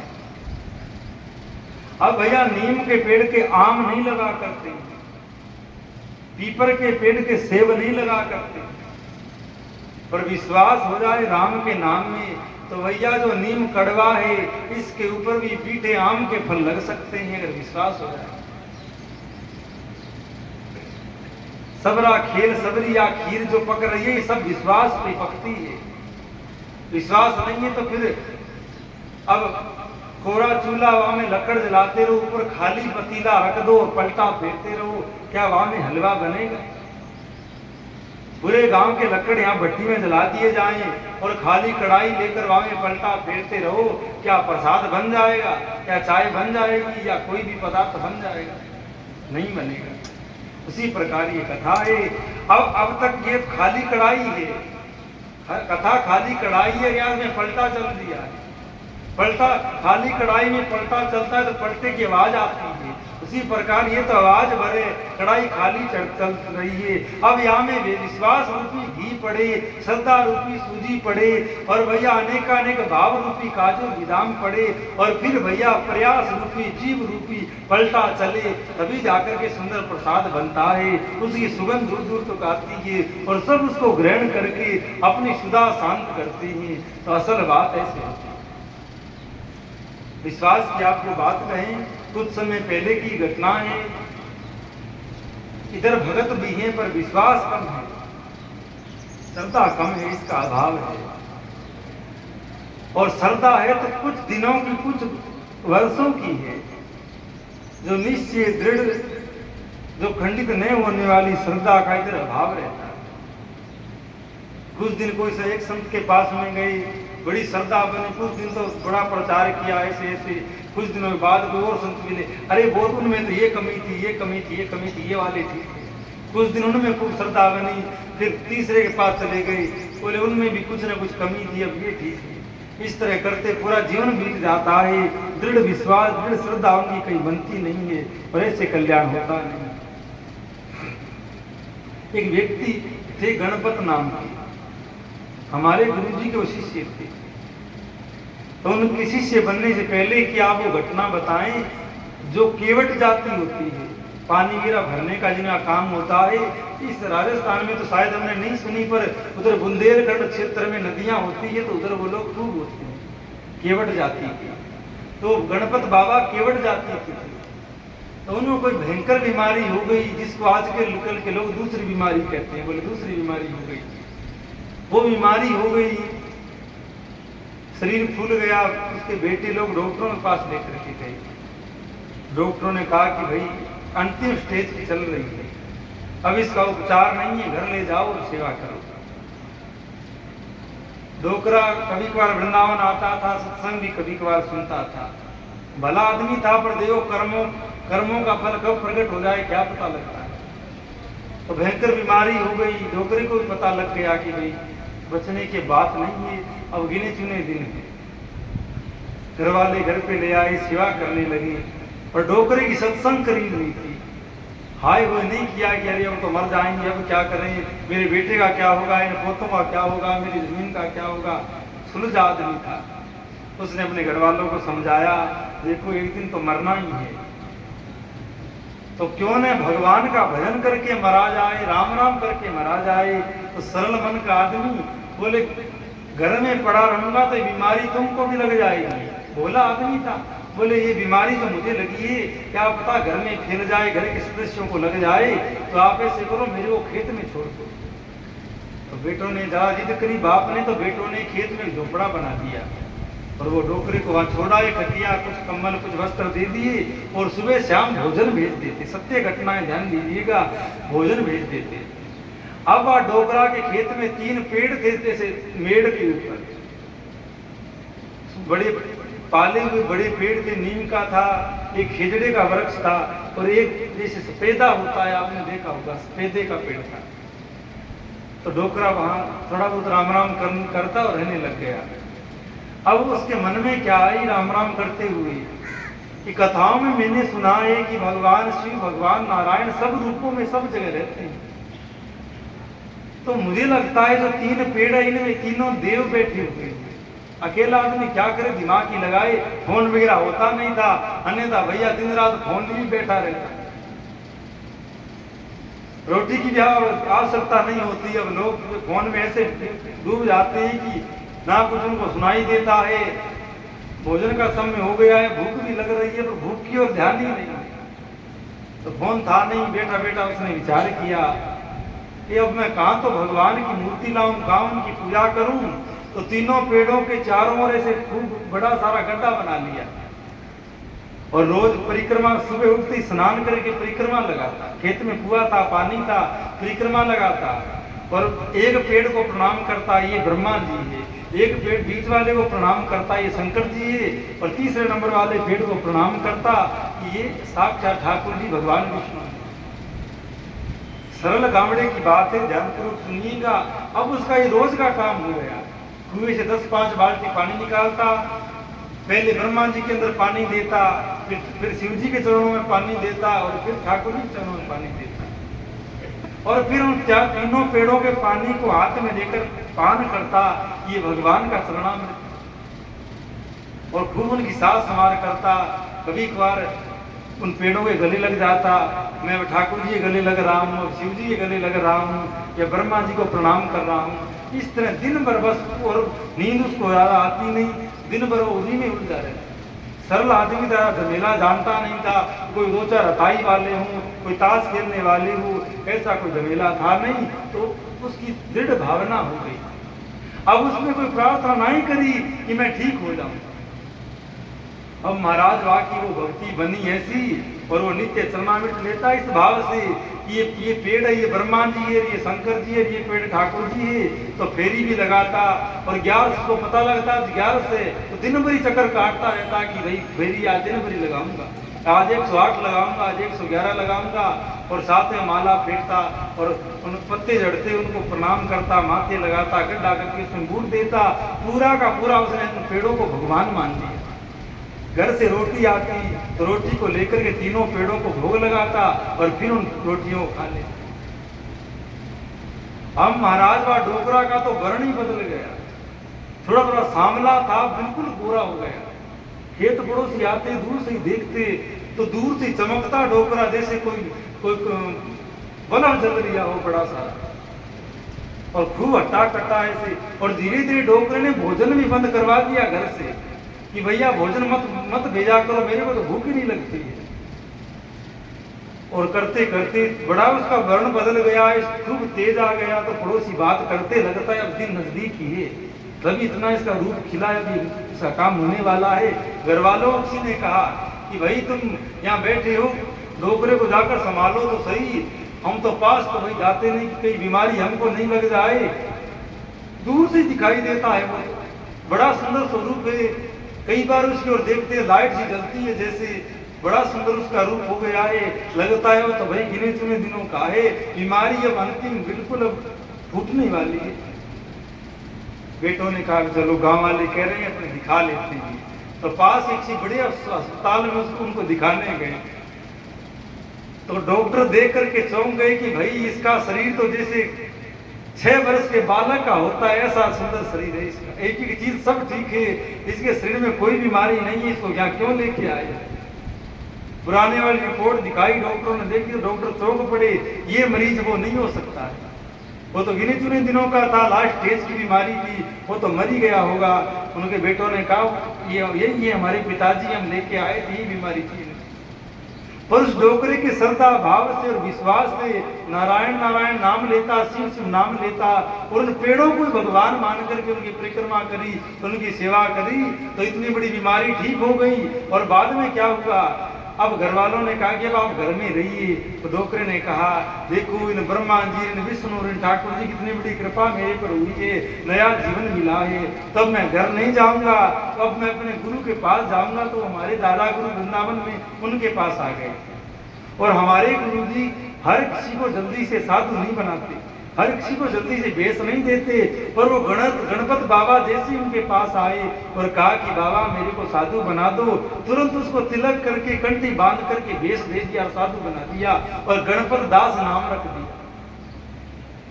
और हमारे ही गुरु जी का एक आश्रम है, लिधोरा में पड़ता है, ललितपुर के पास में, वहां आश्रम में उनको भेज दिया कि आप वहां रहकर ठाकुर जी की सेवा करिए। वो गणपत बाबा वहां चले गए, हम सब उनको गणपत बाबा ही कहते थे और बड़ी श्रद्धा भी उनके प्रति हुआ करती थी। उनकी जब ये बात सुनते तो वो डोकरा क्या करता, मंदिर में नहीं रहा, मंदिर के लिए ही एक अलग बगीचा बनाया हुआ था। हमारे मंदिरों में ठाकुर जी के लिए तुलसी खूब सारी सेवा में चाहिए होती है, टोकरी भर भर के फूल और टोकरी भर भर के तुलसी चाहिए होती है। जैसे भगवान शिव के लिए बेलपत्र चाहिए होते हैं, तो किसी ग्रामवासी ने कुछ जमीन दी थी मंदिर को, उसमें बगीचा लगाया हुआ था। बड़े पेड़ तो पीपल और बिलो पत्र अलग अलग थे और कुछ पेड़ तुलसी के लगाए हुए थे। तो डोकरा भाई पानी की सब व्यवस्था थी, स्नान कर लेता, तिलक लगा लेता और दिन में सुबह सुबह जल्दी उठकर टोकरी भर के तुलसी और टोकरी भर के पुष्प मंदिर में दे जाता और वापिस भोजन पानी वही उनका पहुंचा दिया जाता और वो बगीचे में रह करके माला फेरते और भजन करते, चारों तरफ तुलसी और बीच में आसन लगा करके और दिन भर माला फेरा करते। कम से कम 20 वर्ष तक उन्होंने इस प्रकार फूल पहुंचाए और तुलसी पहुंचाई। एक दिन समय ज्यादा हो गया, पुजारियों ने सोचा अरे आज गणपत बाबा नहीं आए, तुलसी नहीं आई, फूल नहीं आए, ठाकुर की सेवा नहीं होगी। तो किसी को भेजा कि भाई क्या बात है गणपत बाबा नहीं आए। तो क्या देखते हैं कि बाबा ने स्नान किया था, स्नान करके तिलक धारण करके माला लेकर बैठे थे और माला फेरते फेरते जैसे सुमेरु आया है, सुमेरु के पास में हाथ उनका रुका हुआ है और प्राण पखेरु उड़ गए। ऐसे सुंदर रूप से उन्होंने देह त्याग करी, ये सब विश्वास का खेल हुआ। अन्यथा हाय हाय करके डोकरा कब बीत जाता, इतनी बड़ी बड़ी घास ऊपर उग जाती, पर भैया विश्वास किया, खेत में आ गया, पेड़ों की भक्ति करी तो नया जीवन मिला और खूब भजन किया। और गुरु भगवान कहते कि गणपत दास भगवान के नित्य धाम में गया, वहां भी वो ठाकुर जी के लिए तुलसी और पुष्पों की सेवा करता है, वहां भी वो नित्य जो ठाकुर का बगीचा है उसमें पानी लगाया करता है, ठाकुर को तुलसी दिया करता है। और उसके जाने के 5-10 वर्ष बाद में भी गुरु भगवान ने कई बार उससे बातें करी, कई बार उसके दर्शन किए, मरने के बाद में भी वो आया और उसने अपनी स्थिति बताई। तो भैया ये विश्वास के सब खेल नारायण। तो प्रसाद ग्रहण करिए, उसके बाद पुनः आगे की कथा कही जाएगी। श्री राम जय राम जय जय राम, श्री राम जय जय राम, श्री राम जय जय राम, श्री राम जय जय राम, श्री राम जय जय राम, श्री राम जय जय राम, श्री राम जय जय राम, श्री राम जय जय राम, श्री राम जय जय राम, श्री राम जय जय राम, श्री राम जय जय राम, श्री राम जय जय राम, श्री राम जय जय राम, जय जय राम, श्री राम जय जय राम, श्री राम जय राम जय राम जय जय राम, श्री राम जय राम जय जय राम, श्री राम जय राम जय जय राम, श्री राम जय राम जय जय राम। श्री शिव महापुराण की जय। जय जय श्री सीताराम, जय जय श्री राधेश्याम।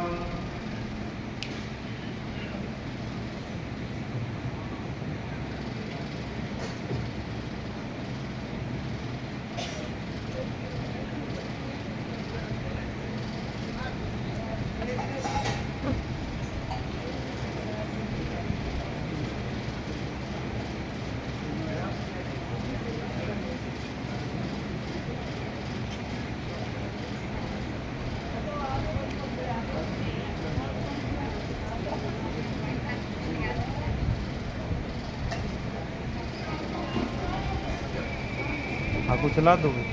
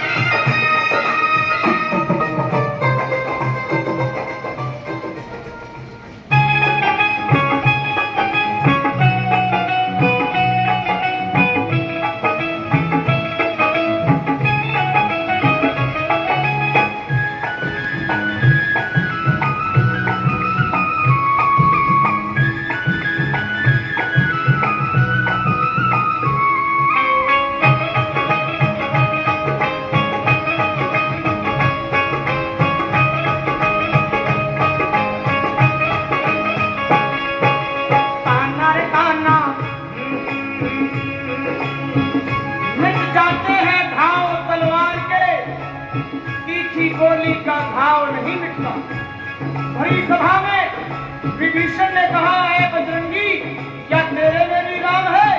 तो ताना रे ताना, ताना रे ताना विभीषण का जिसको नहीं सुहाया।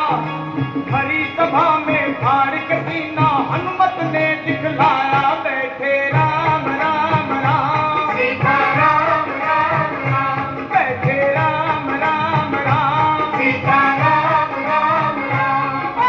ताना रे ताना विभीषण का जिसको नहीं सुहाया। भरी सभा में फाड़ के सीना बजरंग ने दिखलाया।